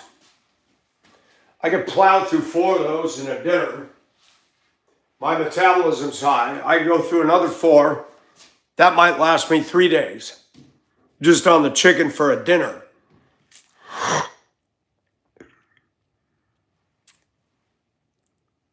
The doctor from Lost in Space was an acid advocate. Oh boy. Prices of food are ridiculous. This is why we need women. This is why we need men, because God made us both for a reason, and we're both literally the exact opposite of each other. A man can build a house, a woman can make it a home. A woman and a man can both wreck the home. A woman can bring in the smells and the cute curtains and make it seem sweet. The man can build the shelter. The woman softens the shelter. And I believe that women can have the compassion where we men can be rather matter of fact. And that's why it takes a man and a woman.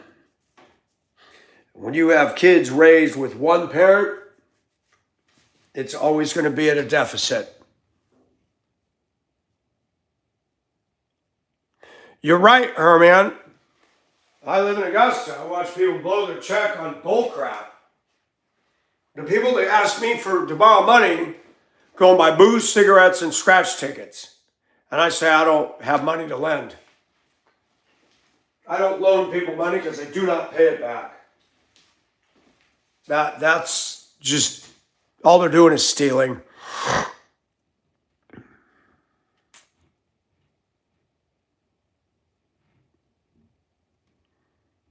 Wow, Noah, that's not good. Da, da, da, da, da, da. Here's a story of a lovely lady who was bringing up 3 very pretty girls. All of them were narcissists, especially Marcia, the youngest one in braces. That's funny. Oh, really? That's not what I wanted to have happen.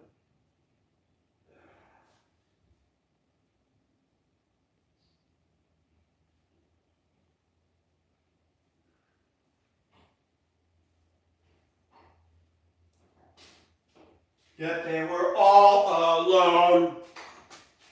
Till the one day when this lady met this fella, and they knew that it was much more than a hunch, that this messed up group must somehow form a family. That's the way they all became the Airhead Bunch. I'll be back. I'm getting all my stuff put up for the weekend. The weekday, work day. What is that? What is this?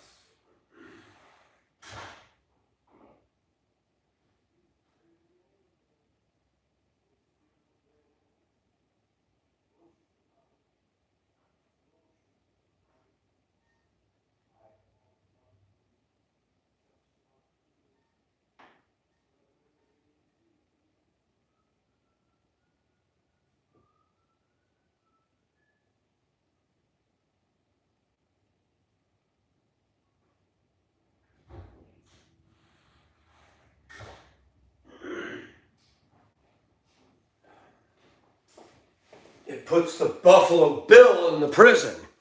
All right, what's next?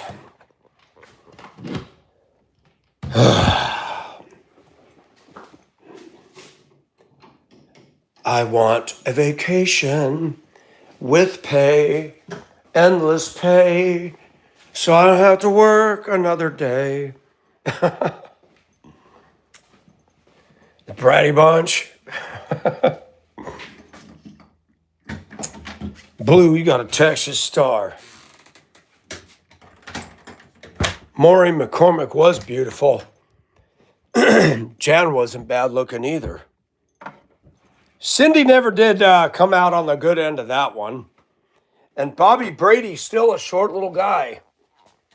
That's a trip. Mike Lookinland. There's an interesting name. Whatever happened to Danny Bonaducci? Anybody know?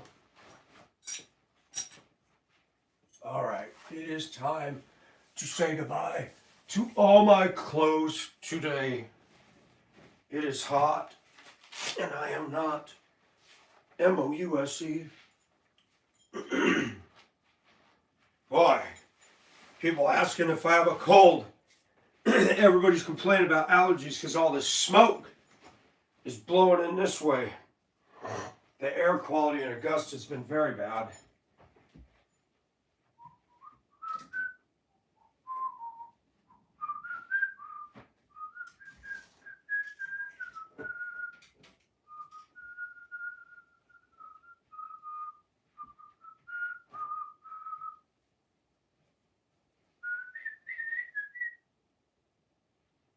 Just sit right back and you hear a tale of a fateful trip that started from this tropic port aboard this tiny ship. Ugh. Did you know Bob Denver smoked pot? Gilligan was busted for pot once. Hey, Skipper, I found a doobie, Skipper. Oh, Gilligan.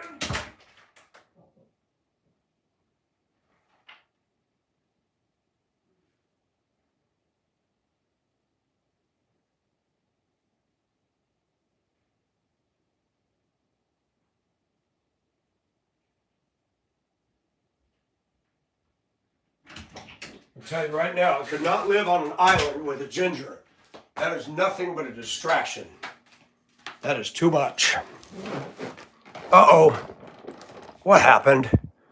Did I turn off the screen? I come back, I'm like, what happened? I accidentally bumped the screen, sorry. I was dressing, but I was out of the camera range. I didn't even know I hit it.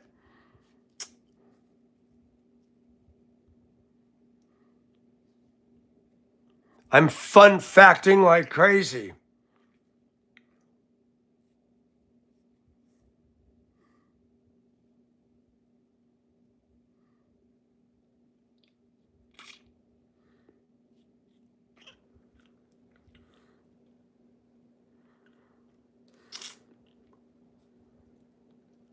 Wow, Noah. Noah, where are you at? I know you told me. What state?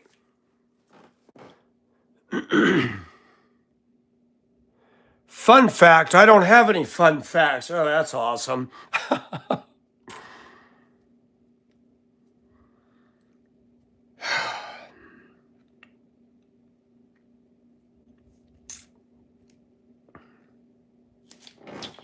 Maybe I should come up with a creative sign. Looking for visa to foreign country.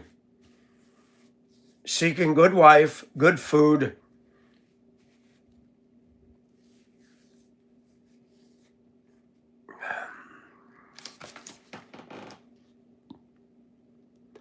Dressing her half naked. I got my shirt off. Colette, you're used to that. I do it every so often on here. Colette, you're a mess. Yeah, it's hot. I had my pants on. I wore the same outfit in church all day. I don't dress up. Net the lands. Net the lands. I know what you're saying. You're in the Netherlands. That's right. Europe.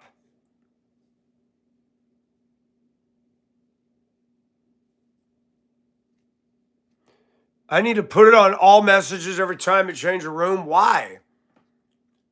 You mean this? You mean the no screen? Why? Because it's easier to see because it's a black backdrop?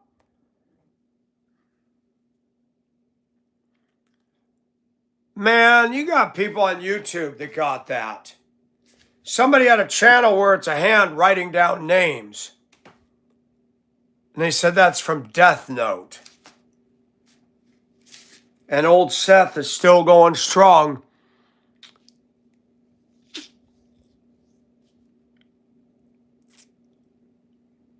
Hi, Bella. How are you?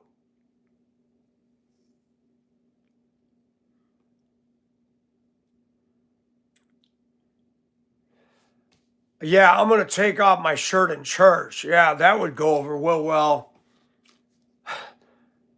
That would really go over well. Got kicked out of church for taking my shirt off.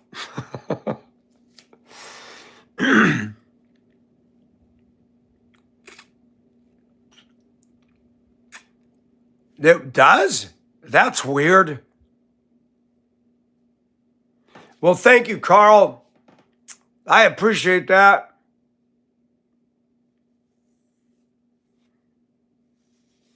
Oh, Bruce, I lived in Hong Kong. I loved it. I like some overseas places. There's some I don't even want to go. Death Note, wasn't that a movie or something? I didn't watch it. I was told that this shirt is from that. I bought this shirt at Hot Topic for cheap. And they said this was Death Note. It says Death Note on it. That one. I don't know if it's anime or what it is. I mean, the shirt looks anime. I bought it because it's tie-dye and it's cool. That's it. Where is my... This, I should have bought the whole case. This was a limited edition, and this is the best Febreze to date. This smells like pine trees. I love it. It makes my room smell like a forest.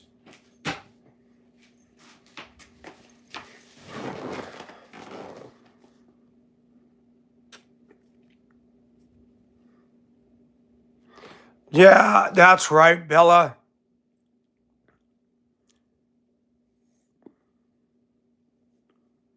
Scary. I know you're joking. What is the temperature in New Zealand right now? And of course, you're centigrade. Is it cool? You're going into winter over there, right? You know, I did not realize New Zealand is south of Australia. I thought you were north. You're way down there. I thought there was bluegrass.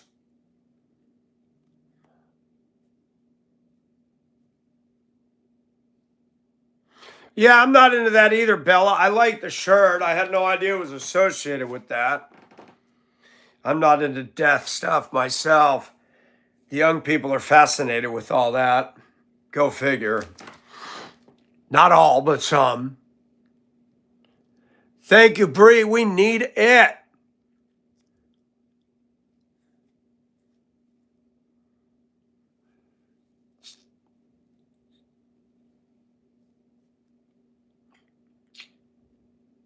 Hello, Mr. Hinkle. How are you? You know, Bella, that's the dang truth. All right, somebody translate 16 Celsius to Fahrenheit for me.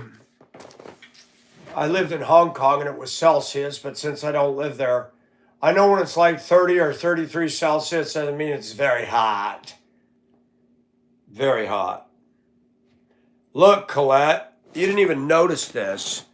It's the key to my heart, man. Still around my neck. Nobody's claimed it. Yeah, Bill, I had a chat turned off this morning. I'm sorry. Sometimes I do that. 60 degrees. Hurry on, thank you. I want 60 here. I want 60. I want no hotter than 60 all summer. I'd love it if the news came on and said Augusta's had an unusual cool summer. It has not gotten above 60 the entire summer. That would get attention.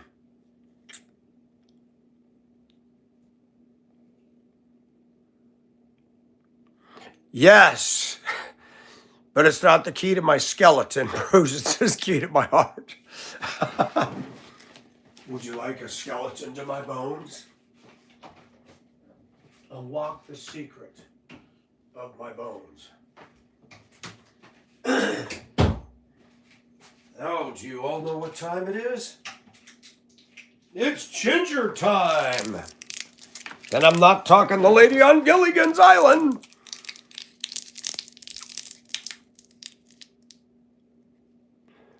Breakfast at Tiffany's. Wait a minute. Bella, are you the Tiffany? Are you the one that I subbed to your channel and you got the cool videos? Did you change your name? Breakfast at Tiffany's. That was a movie back in the day, and the music was made by Henry Mancini.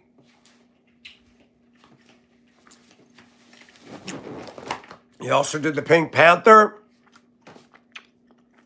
Roses. Do you have a Roses store there, Bluegrass? Ginger was beautiful, but she was a distraction. And she would always come up to the men and put herself right in their face and pour it on, man. Really, MD. That's cool. Da-dum, da-dum. Mm-hmm. Mm-hmm. Mm-hmm.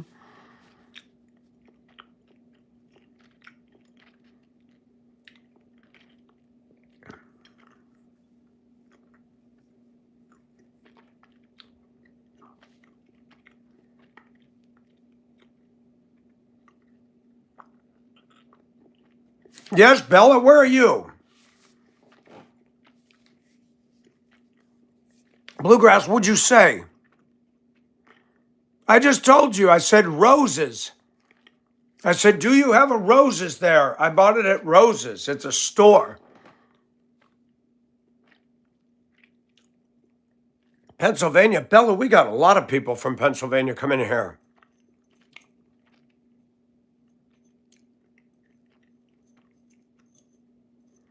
Yeah, I lived in Hong Kong.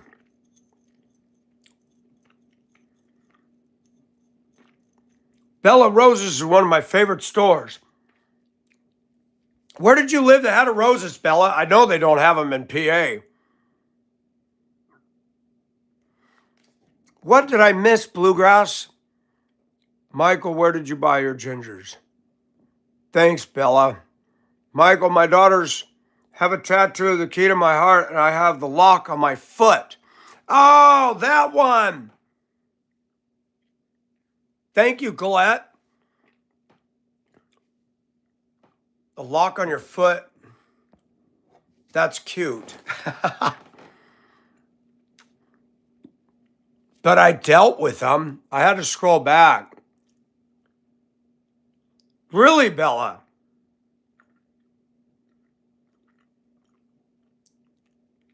I did not think they had a Roses up there. I thought it was a Southern thing like Piggly Wiggly and Winn-Dixie and Shoney's and Cracker Barrel.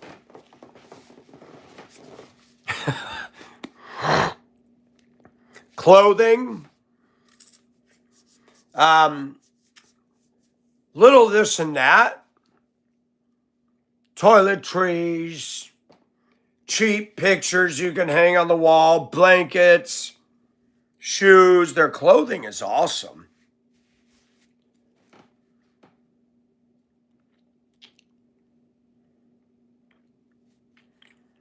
Oh yeah, I bought like a whole pack of washcloths, cotton ones, for like $5. And you can't do that at any of the stores, not even Walmart. Walmart's gay. They used to be cheap. They are starting to bring the rollbacks though. They're finally bringing the rollbacks back. It's only been years since we've seen them. Where did I do with my stack? They're in the closet. Where are my washcloths? Baby. Oh, baby.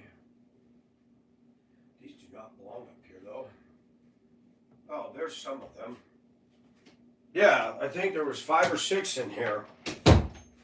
These are from Rose's. Cotton washcloths, man. I like to buy them like that. No, there's 1, 2, 3, 4. So there were 6 of them in a pack. And that was a deal. That was a deal, man. Dude.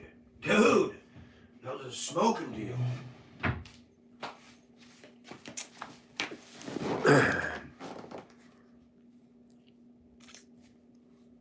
Never had a Rose's in Kentucky. Yes, Bella. The washcloths you get at the store are made out of plastic now. They rip and tear. I use the same washcloth. I wash it on Friday. I use it until it gets holes in it. I don't buy designer towels and designer bedding or any of that. I am 100% practical and functional. That's how you save money, by the way.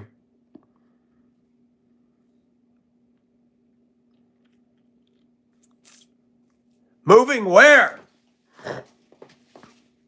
I don't have a destination. I don't have a place to go. Wow. Cracked.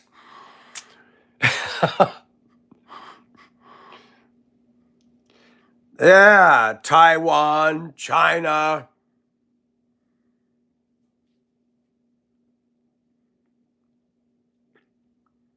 That's right, Bella. Colette, you know what it is? Colette, the threading in shirts now, a lot of it is like acrylic or macrolon or whatever the heck they call it. It's spun plastic. They cannot keep you warm. You buy these cheap sweaters now, there's no wool, there's no thread in them anymore. They're plastic. It looks like thread. Don't get too close to the stove. It'll go, junk.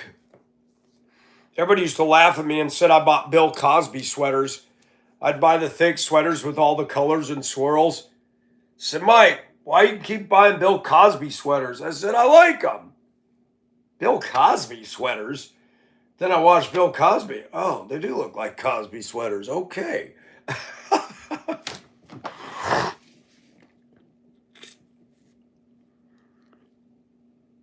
Oh, this was an injury at work, but it's healing.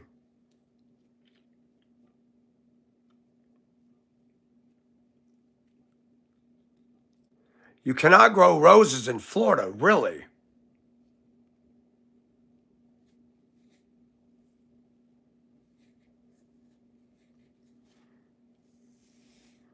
Bella, that's sweet.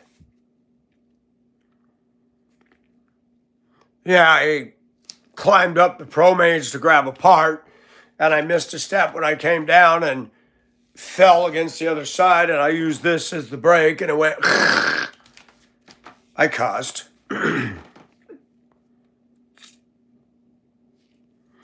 Oh, Breezy, that sucks. Especially when you get it from a foreign country.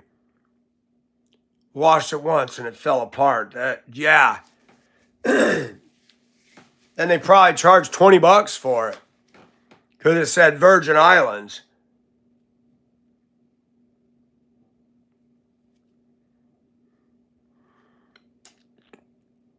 Life unwinds like a cheap sweater. Since I gave up hope, I feel a lot better. That's an old Steve Taylor song. Life unwinds like a cheap sweater. That's right, Colette. European, I don't want to drive school bus routes no more. There's too much start, stop, backing up, and spinning around. I don't want to activate vertigo. If I could drive a straight haul somewhere, I don't know. I just work one day at a time, and I'm going to wait on God to give me direction.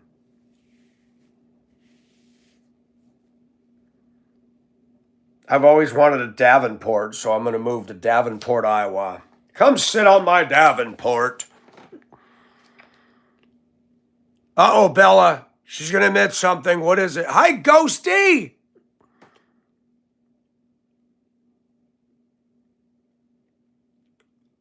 Yes, baby Ghosty, we will do that.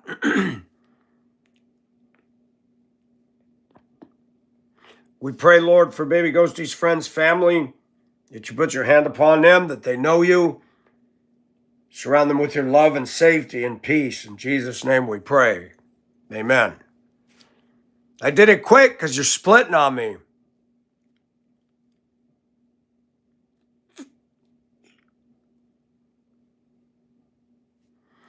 Thank you, Bella. Sometimes I say things that people think are outlandish, but I'm real. And these people, I couldn't have made this happen. It just happened.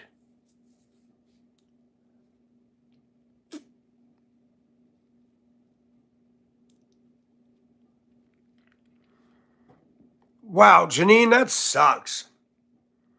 Man, a cruise ship. Anytime you go on company property on a vacation, they charge you. What do they call that stuff on an international flight? You can buy our duty-free stuff, and you look at the catalog. Who buys this crap? It's too much, and what's the point? Duty-free. Thank you, Breezy. Baby Ghosty, good to see you. Have a good one. Thank you, Bruce. We just try to keep it simple.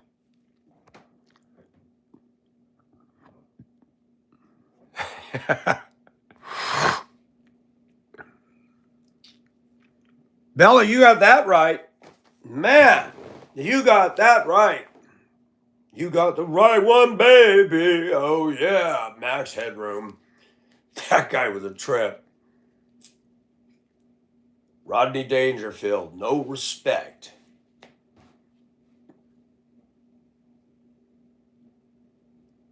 All these people that got into my phone, no text, nothing. I know people get busy, but I've noticed that there's people that come into the channel, slide up, meteoric rise. Oh, Mike, I love your channel. I love your stuff. Mike, what's your Discord? I want to get in touch with you. They message me once, twice, 3 times. They tell me a little bit about themselves. We chat, text. And then poof, they're gone. What is that all about? Why is that? See Colette, Tans, Ida, silly old me. They've kind of been there a little bit. Mob, he's in the phone. We don't even use Discord anymore.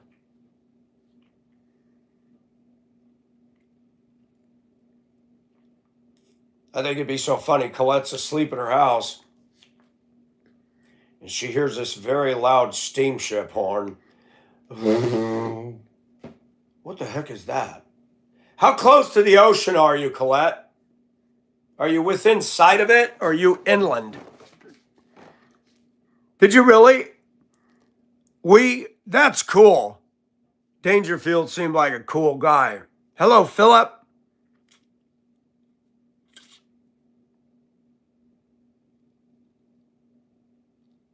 Really? To avoid finely milled wheat. That is interesting. Really, Bella. It's pretty simple. I use it for text or sometimes we can video chat.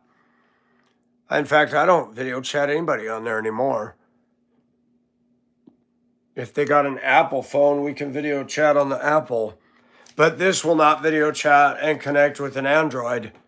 Apple's very exclusive that way.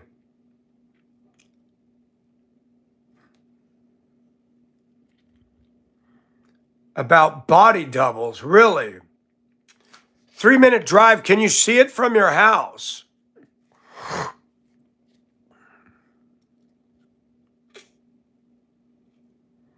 Be funny to pull up a Colette's with one of those old Model Ts and that horn that goes, whoa. Oh gosh, Michael just showed up. Yeah. So you're on North Island, right?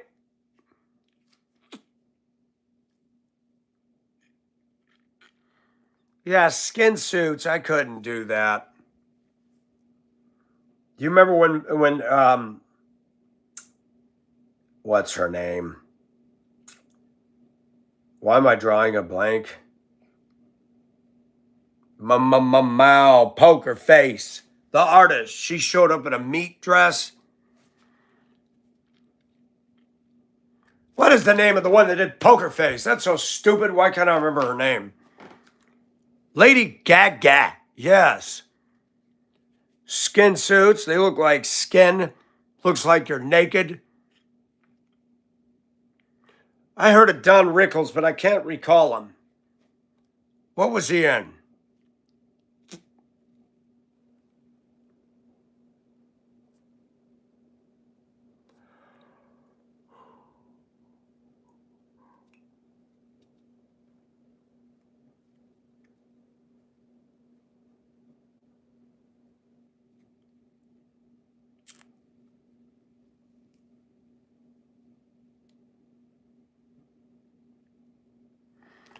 Really, that's interesting.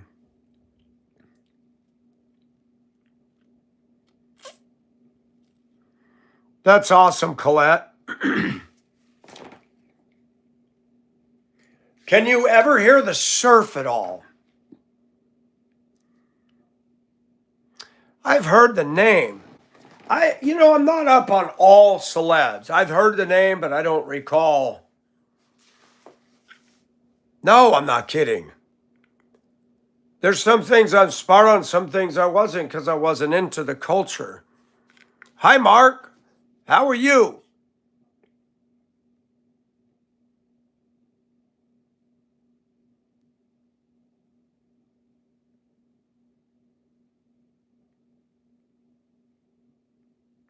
That's good.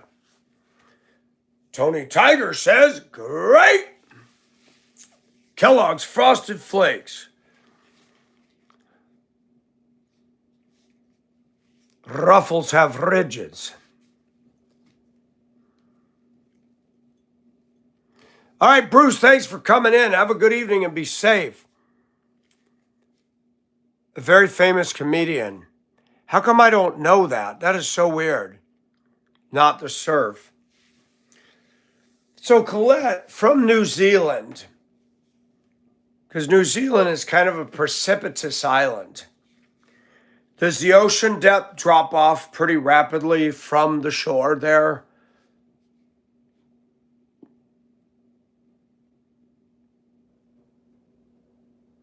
Yeah, I knew he was an oldie. I just did not recall who he was. Bruce, be safe out there, man. 95% of the people are caused by accidents. Anybody remember Phil Donahue? He was like the first talk show. The Ed Sullivan Show. Now that was cool. They'd have some talented people on there. I'll never forget the guy that was spinning plates. That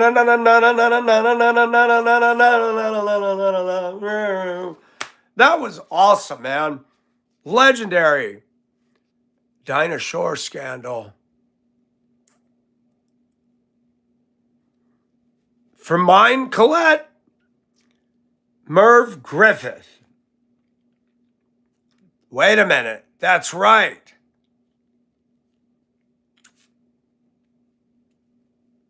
It depends where you go.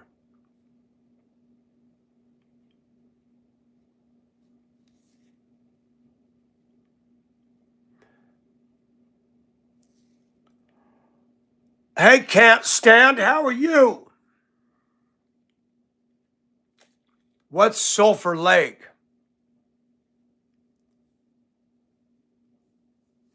In the Dean Martin roast. You know, when I was in West Virginia years ago, I stayed with a relative, and her husband was deceased, but he was a Toastmaster. And she showed me all his Toastmaster medals and patches, and they don't even do that anymore, do they? An old school insult comedian. All right, we have a good one. Stay safe. Come back and see us, you hear? That's good, JM. Yes, Frank Sinatra. Everybody knows Frank.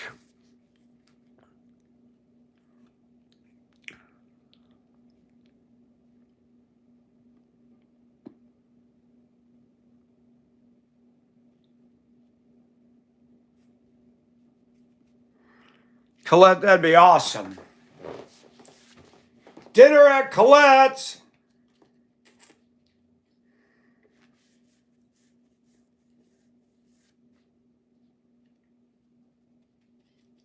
Yeah, I wish I had the money to just up and go. Fly out there and surprise Colette. Not even tell her. Mike, you're not on chat tonight. I'm on an airplane and they have Wi-Fi, that's why. Wouldn't that be cool if I did chat from the plane? I wonder if I could still... No, because I'm on Verizon. I wonder how far I could go on my Verizon before it went... That'd be a trip. Of course, you could tap into the plane's Wi-Fi. Mike, I could see Colette. Are you on an airplane? Yeah, where are you going? Not telling. Colette be going, are you serious? He's coming to here. Mike, you're still on the plane. Yeah, it's a long flight, Colette. I would love that so much. Get off at the airport and say, Colette, do you have a phone number? Why? I'm at your airport. I need you to come and get me. What? Why didn't you tell me? I'm in my pajamas. I don't care. I need a ride. I did it my way. Mike's cooking. Uh-oh.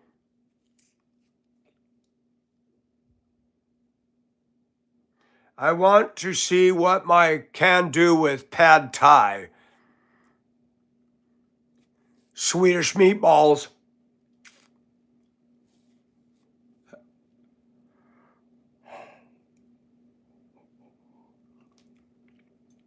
Beef stroganoff. It would be cool. Bunch of oddballs walking around New Zealand.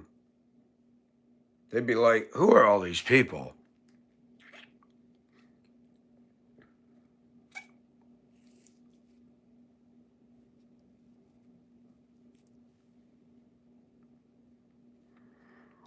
What Mike can do with pad thai. What is pad thai?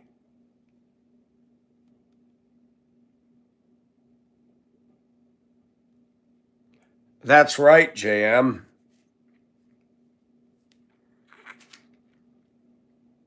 Dun dun dun dun dun. Dun dun dun dun dun dun dun dun dun dun. What TV show, folks?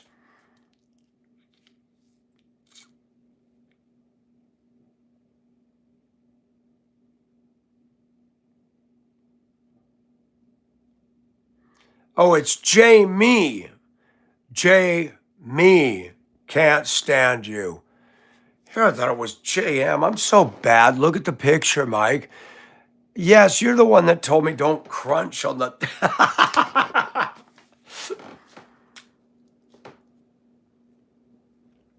Took my last name from the Seinfeld episode. That's cute.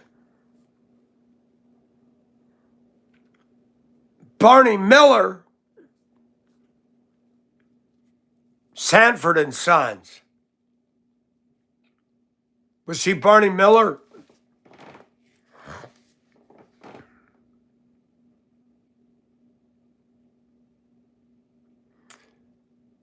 Hey, the guy that was in Back to the Future.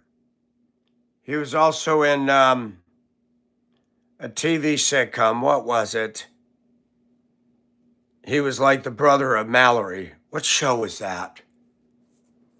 Oh, Trapper John M.D. Family Ties. Thank you. What was his name?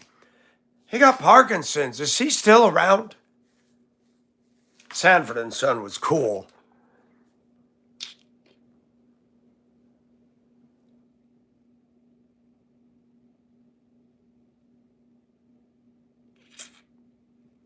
Michael J. Fox. Man, that shifted so fast. So did Christopher Reeves when he had that accident. Man.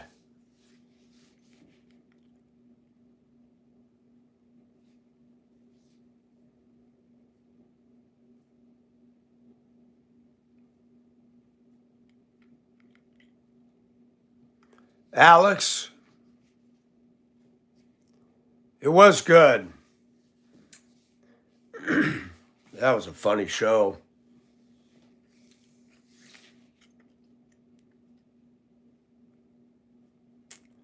No, they don't, Colette. What did I say? Michael J. Fox.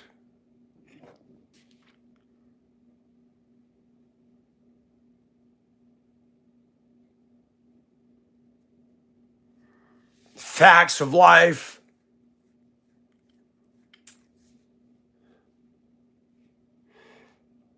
Hello, Darla. How are you? And welcome. We always like newcomers.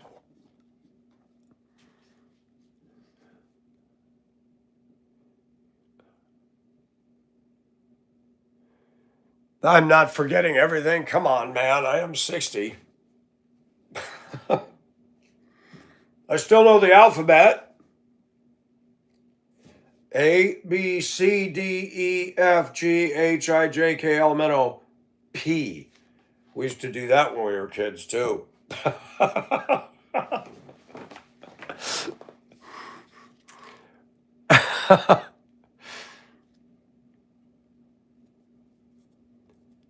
Really, Clark? The Himalayas. 60 the end of June. Hey, we're the new 60 club and we don't look our age. I love it.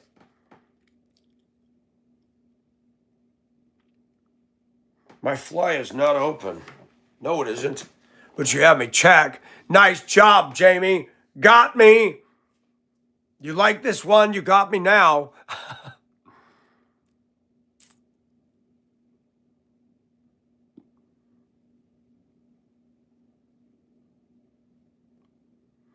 Wow, Jamie, you got me. I looked down. I'm like, oh, man, I hope my fly isn't open on YouTube. It's only half the world just saw me. Cows out of the barn. That was good. Jamie's got a sense of humor. Jamie, are you single? We're going to do roll call. Who's all the single ladies in the chat, please? So I know who to flirt with and who not to flirt with.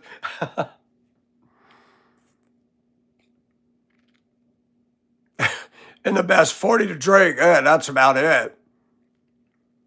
No! You're too pretty to smoke. I'll be 29 for the 31st time. Oh, that's funny. That was good. I had to think for a minute. New math. Okay, wait. I got it. It took me a second. It's no longer twinkle, twinkle on a star. Starkle, starkle, little twink.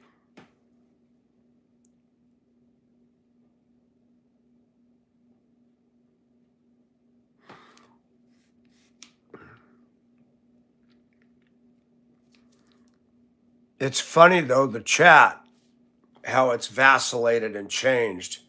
Like all the people we had in the beginning that were regulars, so many of them have just drifted off.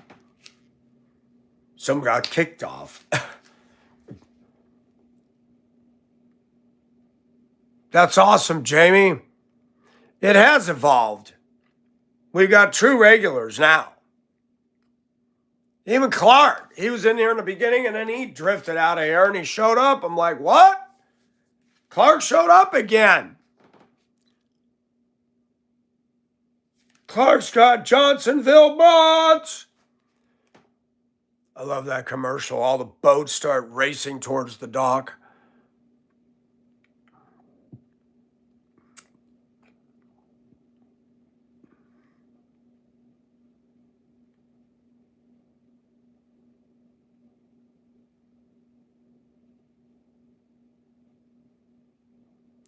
Da da da da da da da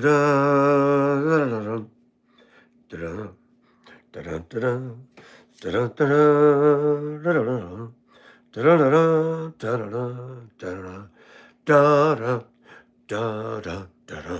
Herb Alpert was legendary. He was a great musician. Herb Alpert and the Tijuana Brass.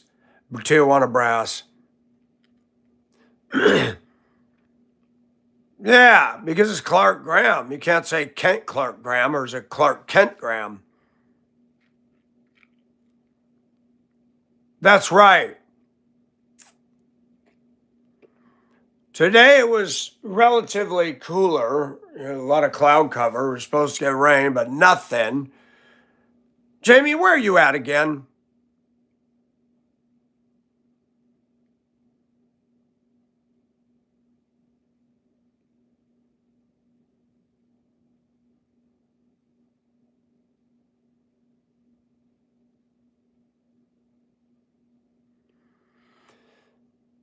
Rainy and cold. Mom was telling me that. He said that is just a mind blower. He said it's been wet and rainy. He has to work Saturdays now. The dealership he works at sold 27 cars in just a few hours Saturday morning. They have people from all over the nation buying from this car dealership in Findlay, Ohio. Whatever that car dealership's doing, it's working. They are moving cars. He got to go to Detroit. He gets cars at auction. People will pay. They will call on the car. They'll pay for it, have it shipped out of state. I know, Clark, and I relieved you of your post.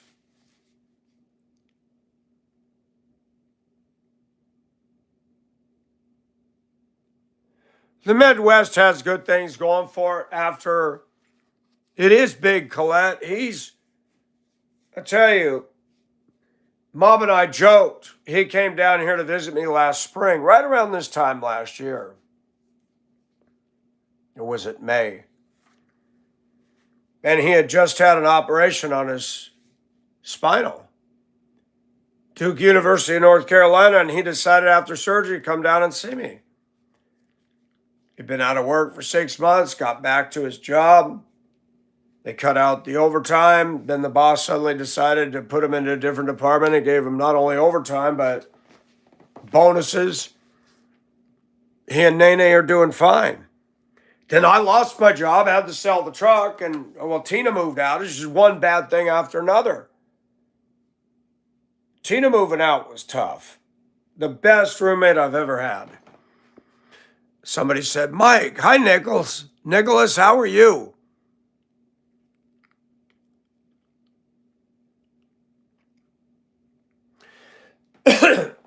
You cannot find, and somebody said, Mike, put an advertisement. Oh, yeah, in Augusta.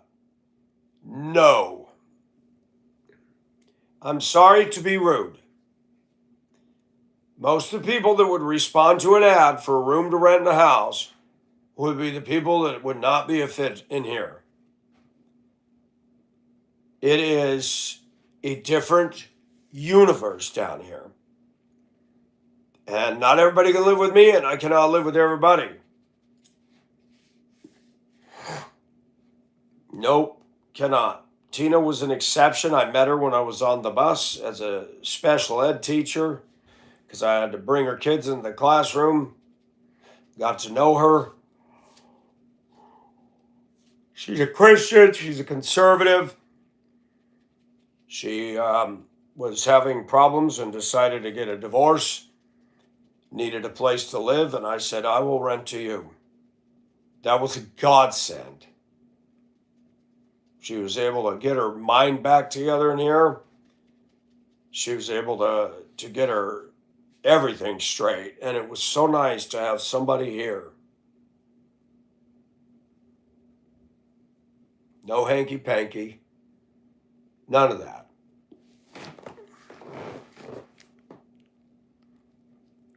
Yeah, Mom is doing really good.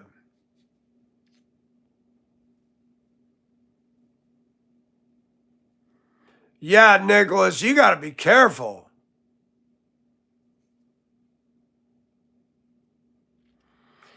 Glad there were people that said that, but I don't have that. I have some vanity. Tina looks older than me quite a bit. When we went to the flea market, people said, oh, is that your mother? Oh, that really bothered her. They think I'm your mom? I said, I guess so.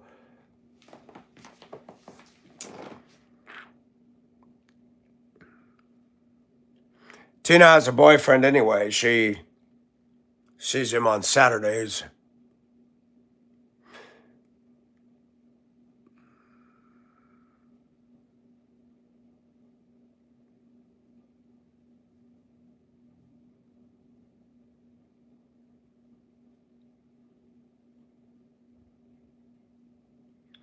It is, Jamie. You know, I think back in the 80s, I could date non-Christians and the dates would go smooth. Now it's, even with Christians, there's so much hostility and airs and funks. And yeah. And me, even though I'm very strong in my political views and stuff, I can go on a date and refrain. Do you think anybody else can? Oh no. Mike! You know, you going out to dinner and they want a nice dinner and they want to suddenly launch into, you didn't vote for Trump, did you? I just bought her dinner and now she's going to get into this discussion. Oh boy. There is, Jamie. Clark, she was. Pella, Iowa. Where is it? William, thank you for that. Did you know Colonel Sanders was a failure and everything? And he was old when he came up with the KFC concept. Abraham Lincoln failed, and he finally became a president. Pella, isn't that where Pella windows are from?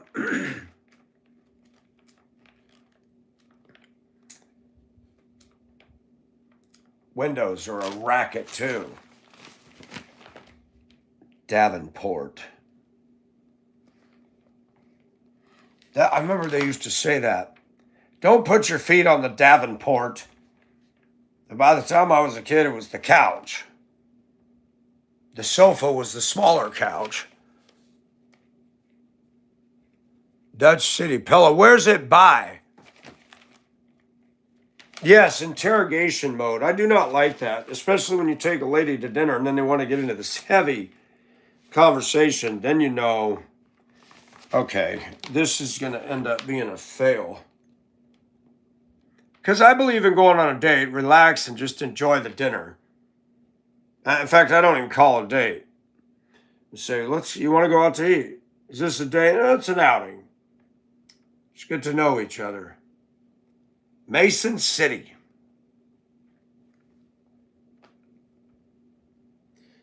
There's no way I can find it. You got to tell me where it is.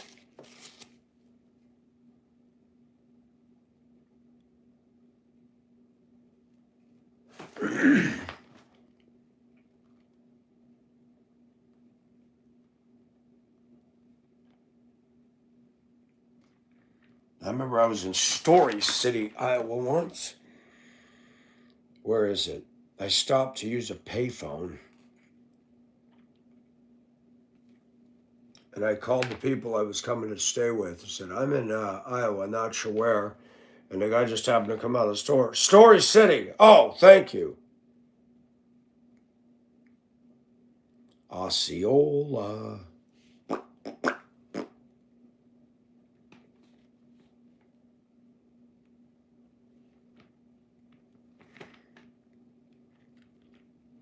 Why am I not finding Iowa City? There's Pella. I found it. Still can't find Iowa City. But there's Pella. Not too far from the Des Moines River.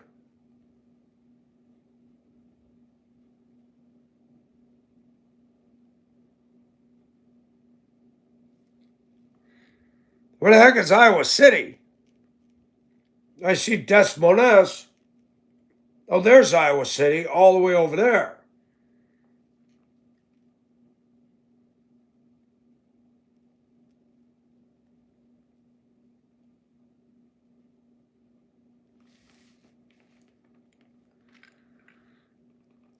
Council Bluff, Iowa. Mason City had an awesome radio station years ago.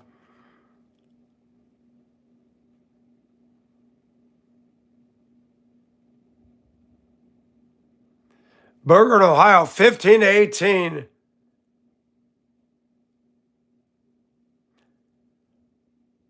Jamie, are you serious? $30 for 2 burgers at McDonald's?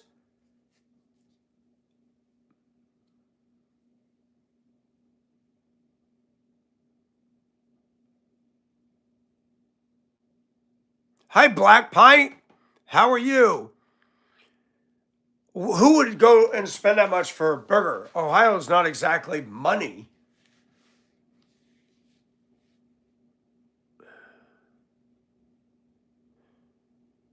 Wow, that's crazy. Well, beef is $8 a pound now. I don't even buy beef. Bettendorf.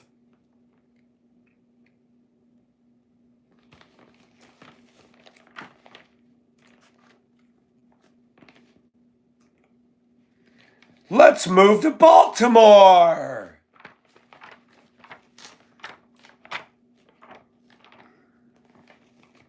No. Wow, Lake Winnipeg is huge. That lake is massive.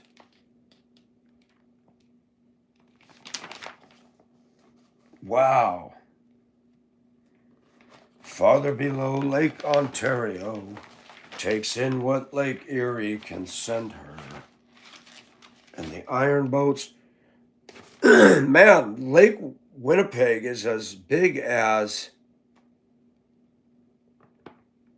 It's bigger than Erie.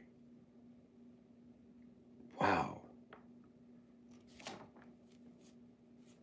I want to live in Churchill, Manitoba, just to say I did it.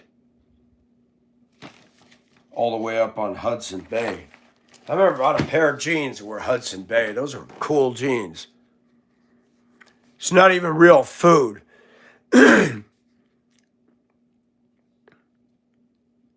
McDonald's has human meat in their burgers. What? Dave, no way. They can't get away with that. Yeah, Jamie, let's go move. We can see the polar bears. You just got to be careful when you go out your front door. All you got to do is make it from the front door to the truck. That's it.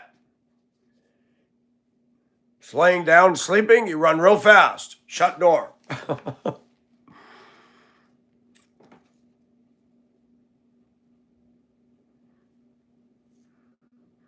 Yeah, they use growth hormones and antibiotics.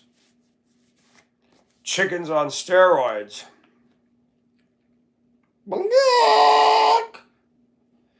Why do they got to doctor up all the food?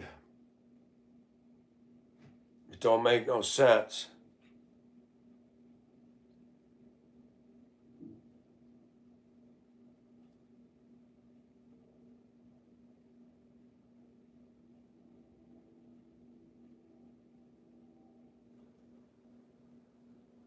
What is all that noise? I hear the train, but I hear some banging. Gotta go looking around. When you're in this neighborhood, you always want to be aware of what the noise is.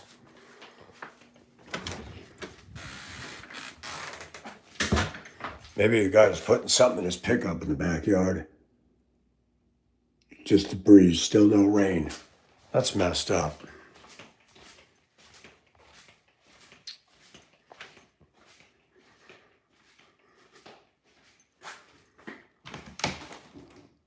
What do you mean a certain percentage of human meat? Since when did they start putting human meat in McDonald's burgers?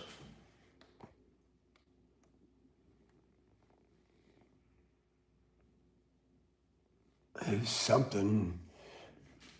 They clean it up over there. It's about time. Looks like crap. It's only been like that for 6 years.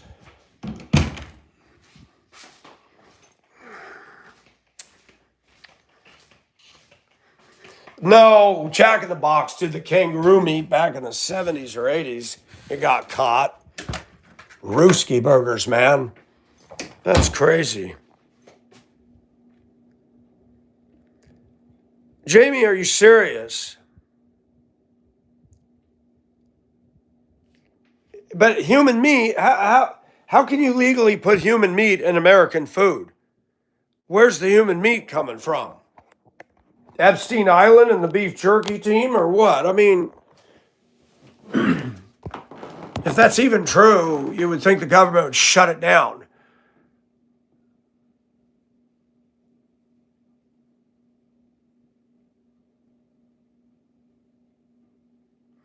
Why do you hate it when I investigate noises, Colette? I do that. I don't hear them all the time, but man's got to know what he's getting himself into. There's no humans in McDonald's. Well, then who's the one that says, may I take your order, please? It's not an android.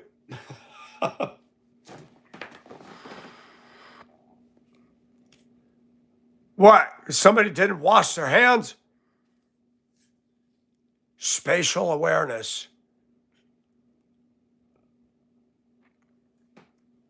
Look, when I first bought this house, I was laying on this bed in the dark. And in the backyard, I heard bam, bam, bam, bam. I'm like, okay, somebody's shooting guns. Nice. I don't hear that anymore. I think those people got kicked out wherever they were doing it. I don't even know which house it was coming from. Nicole, it's going all right. How are you? Nicole Hahn.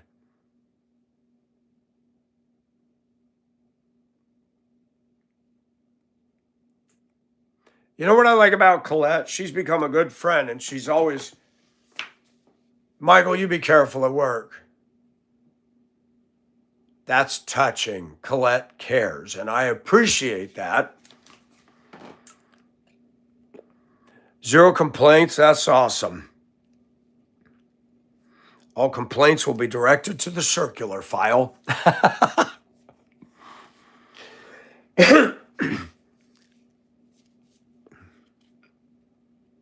She is. She's a trooper. She's like the ABBA song. Super trooper.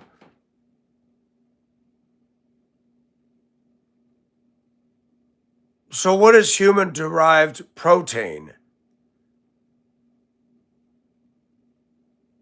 Or is it human-deprived protein? Read the ingredients of McDonald's French fries. That's an eye-opener.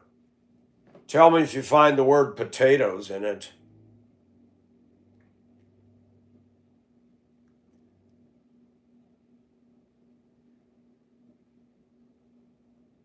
Junk food. And America wonders why we have so many health problems. Fast food is not good for you at all. When I was a kid, it used to be a treat. Now it's become, the people I work with, they'll drive over to all them restaurants and buy Bojangles and junk. When I was in transportation, that's all the ladies ate was the fried junk.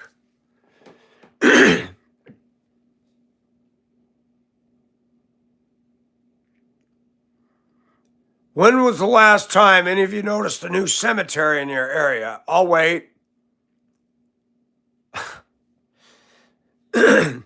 Can't say I've ever noticed that. Halal. You're either arguing with someone in line or the cashier. Look, everybody needs to boycott fast food. We need to demand better. Subway's the only decent one that's got vegetables and the salads and stuff, I can go get a good salad at Subway. But even they've gotten expensive. $10 for a salad. A salad. That big. I want like a Kentucky Fried Chicken bucket with the chicken chunks, the shredded cheese and the black olives. Yeah. It is. Fighting in McDee's. Oh no, Black Pint. We got Waffle House. The one I go to for breakfast has made YouTube. Customers jump over the counter and fight with the people serving the food. Ghetto house. Why do people act up in Waffle House? Waffle House is cool. The waitresses and the servers are usually pretty nice.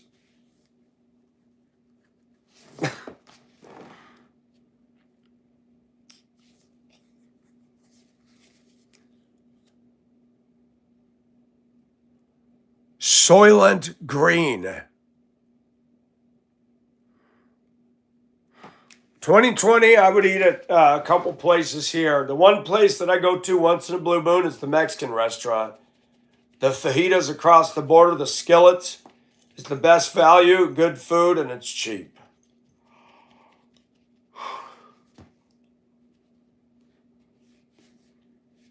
The Asian fried rice is good, but everybody has to make the jokes.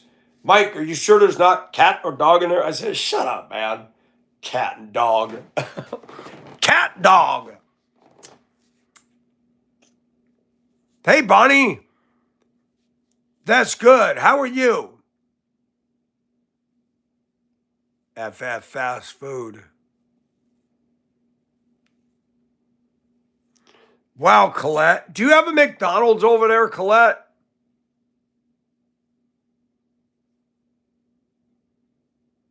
Herman, you're absolutely right.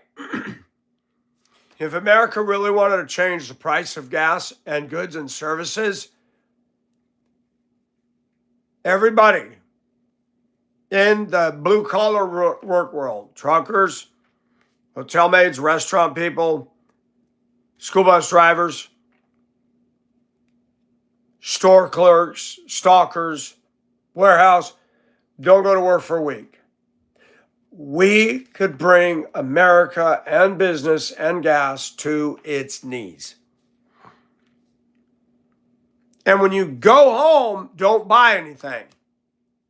Just stay home. Don't go to Walmart. Don't go to the grocery store. Hey, Peachy. Oh, Colette, that's awful. I missed your comment.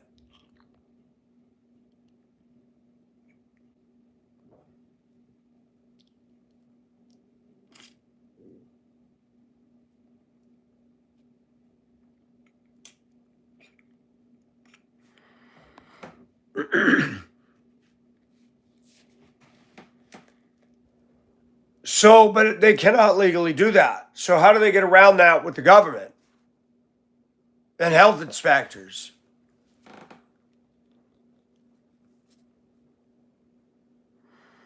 A lot of people are cremated today. Out here we got Bojangles.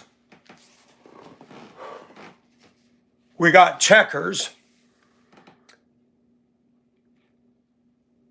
I don't believe we have an A&W, A&Dubs out here. At least not in Augusta. Chick-fil-A. I don't even think we have a Jack in the Box. We got Burger King. Waffle houses every corner. Dollar Trees. Man, you drive through the South and Georgia has the highest number of Waffle Houses. I looked. I think Waffle House started in Georgia. What is Raising Cane's? Oh, and the other one that's popular is a truck stop called Buc-ee's. And now they're building all these Parkers all over. They're building one just up the road. Everybody swears Parker's, the gas station, because they can buy all this crap food in there. Dollar General. You know, I don't shop at Dollar General, Barry. I go to Dollar Tree.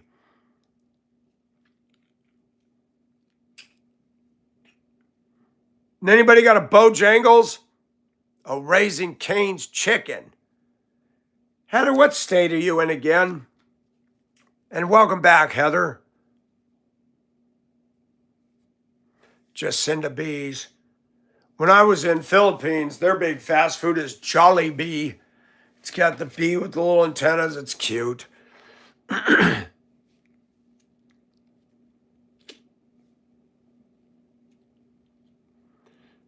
BS gas station.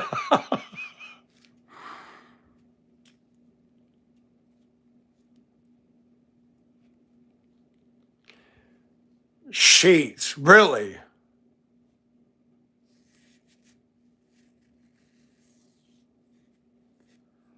Hibbing has a Walmart. The town's 18,000. Hibbing, Minnesota. Man, I remember when Walmart used to be good. The blue bags were thick mill plastic. I would use them for wastebasket liners and school bus trash bags.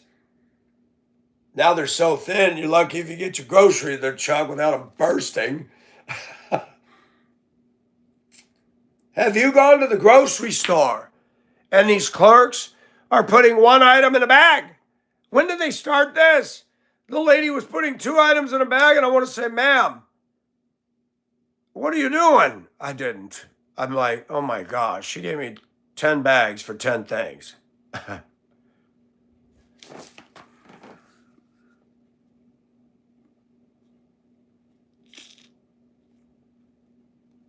Wow. But I'll bet you got a Denny's. You have Country Kitchen.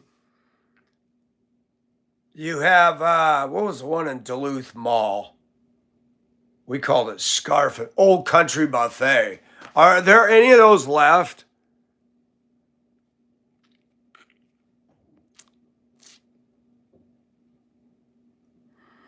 Wow. 48 sailboat. Nicole, where are you at?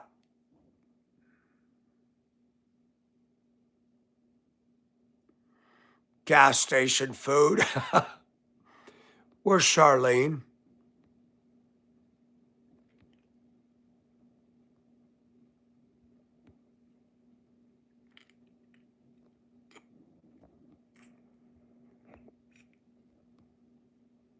Oh, there's Charlene. How are you?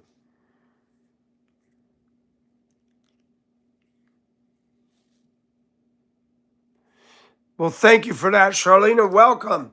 Another quality person from Pennsylvania. We got quite a few from PA now. Ohio's probably number 1. Kentucky, Tennessee. Where's Denola? Has anybody seen Denola? I haven't seen her in like 2 days.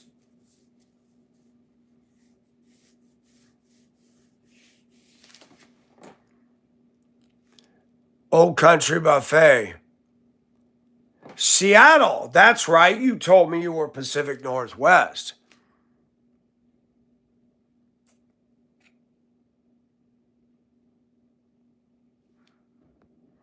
I'm actually originally from California.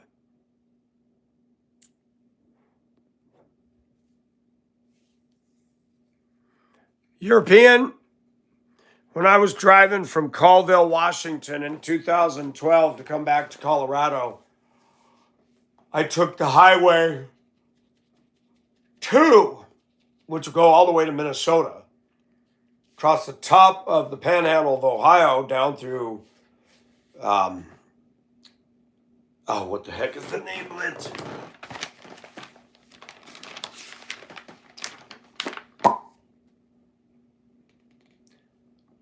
Bonner's Ferry, Sandpoint. Went across the top of Ohio in wintertime. And I hit diners. There wasn't franchises. Then once you get on the interstate, it's like, wow, the interstate is just like, there's no mom and pop stuff anymore. It's all the franchises. I stopped at a place in Browning, Montana. $9 for breakfast. T-bone steak and eggs. Hash browns, no tax. That was a deal for that. Is that the... No, this is a skeleton key.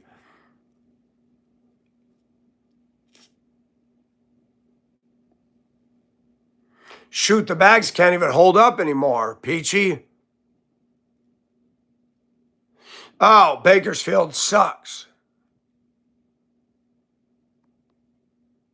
Diners are awesome.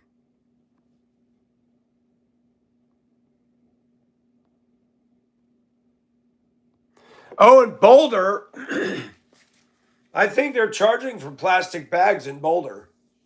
If you go to the store and you use a plastic bag, they're throwing 10 cents on that. Ridiculous.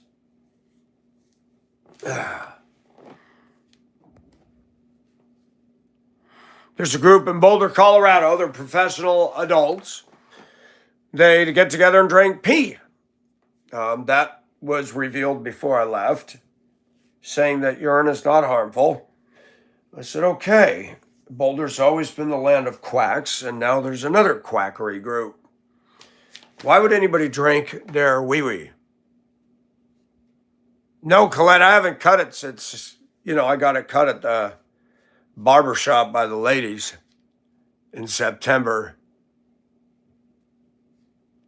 Is Colorado really using paper bags?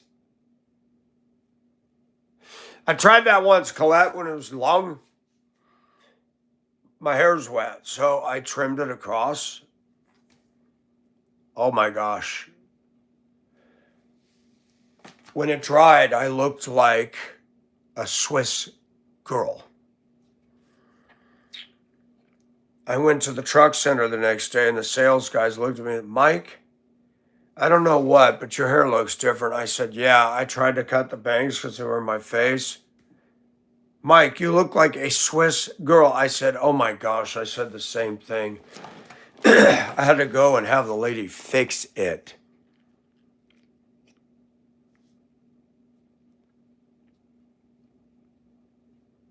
Yeah, Annie, I learned the hard way. You cannot cut your own hair.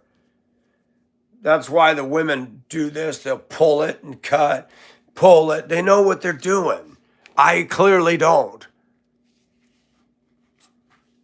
Urine is drained of almost all the water. Really, Annie, that's funny. Trying to save money and ended up butchering it.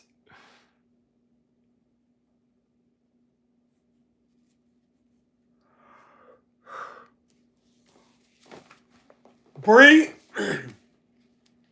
I remember back in the day of the paper grocery sack.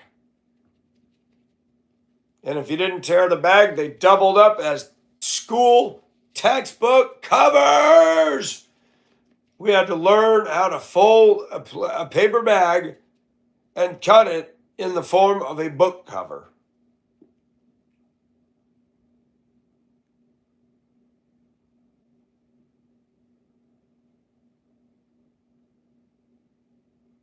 It's funny, when you look back, you thought life was going to go on forever like it was. Yes, Annie. Remember the old peachy folders with the guy with the basketball, and they were yellow with the little things on them?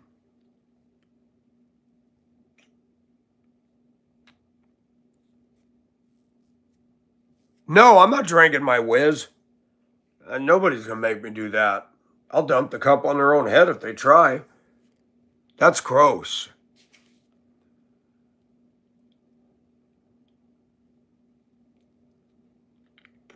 Annie, really?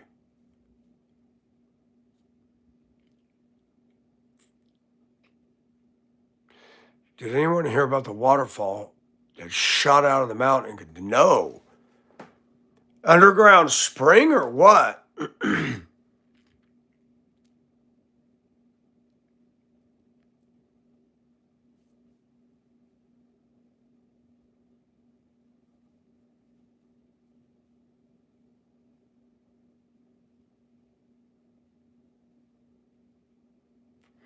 Interesting, Colette. A good idea goes global.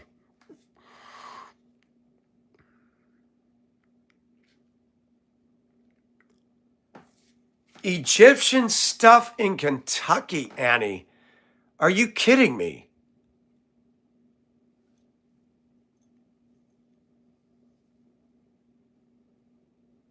I don't believe Egyptians made it over here. Is this for real? Now that I want to see. Gas lighters. Look, European. I even got a shirt for that. Where is it?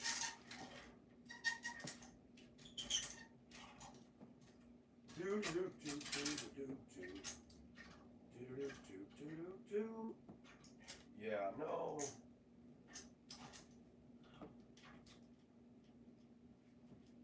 There it is. So busy wearing up all my cut off stuff. Gaslight Anthem, baby. The Owls. All of these are thrift store awesome finds.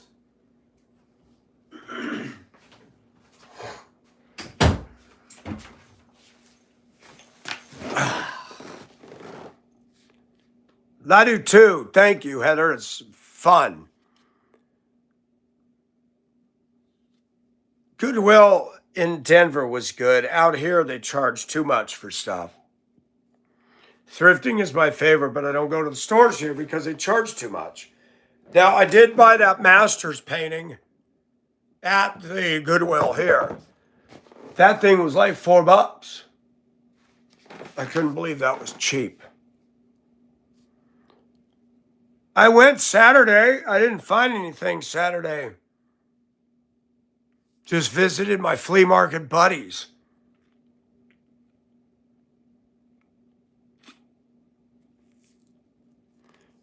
Well, I didn't at first, but then I got it in 2021.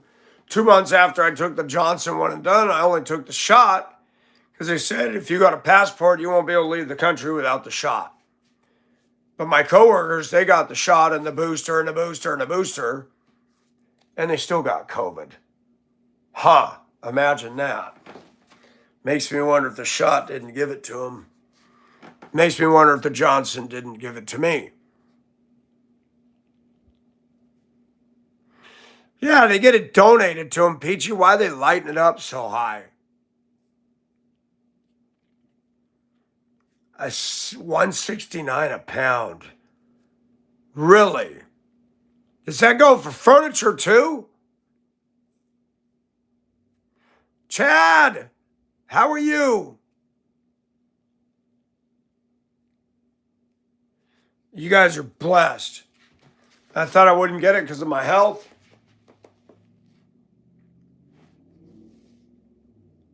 Not only did I get it, 8 days of fever, and it did something. It changed something. It affected me.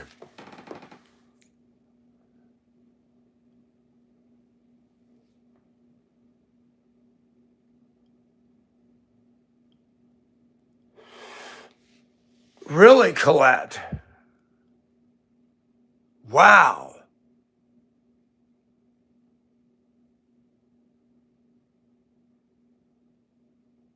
Wow, Heather, that sucks. All right, folks. This boy's got to go to bed. Back to the salt mines tomorrow. I'm not rich. I can't quit my job. I can't sing Johnny Paycheck yet. Take this job and shove it. I ain't working here no more. And I wouldn't do that. I'd tell the president, thank you for giving me a chance and hiring me. It's been an honor and a privilege, but one day I'll be able to say I'm moving on. Heather, y'all crack me up. You too, Bella. And all of you, have a good evening. Jamie, you still in the house?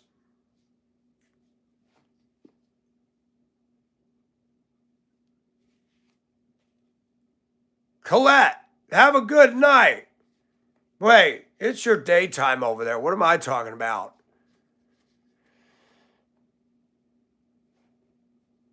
You had a phone call? That's okay. Peachy, you too.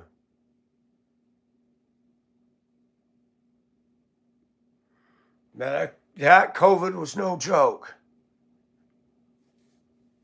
When I got it, my coworkers were shocked. People actually called me and checked on me. I said, I'm living, but it sucks.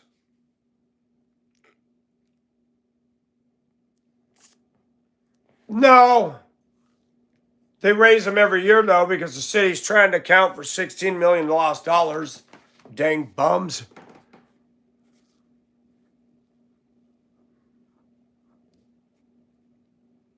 I thought I was going to die. I didn't go to the hospital. I have respiratory issues, but oh my gosh. One day I'll talk about it. I've talked about it on videos before, but it was nasty. I knew when I woke up the next morning. I started feeling ill on Thursday. I was driving the bus and it felt like a truck had run over my back. All my muscles hurt. I went home that night, couldn't finish my dinner. Came into the room, it's August, 100 plus degrees. I'm shivering uncontrollably. I'm like, good grief. Woke up the next morning with a fever. Woke up Saturday with a fever. And by Friday night, Saturday, this ain't 24-hour flu. I got COVID. Woo, baby. 8 days of fever. No appetite. Lost weight. I'm slender anyway, but I'm looking at my bones.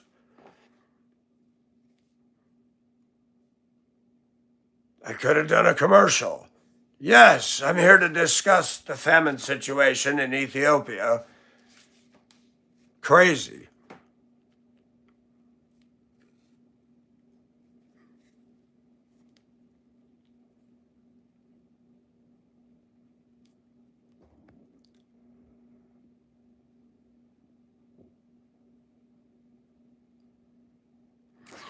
Nicole, you be careful if you do that. The ocean's angry. The ocean is no respecter of persons. It's beautiful, but she turns on you. All right, everybody. Have a good one.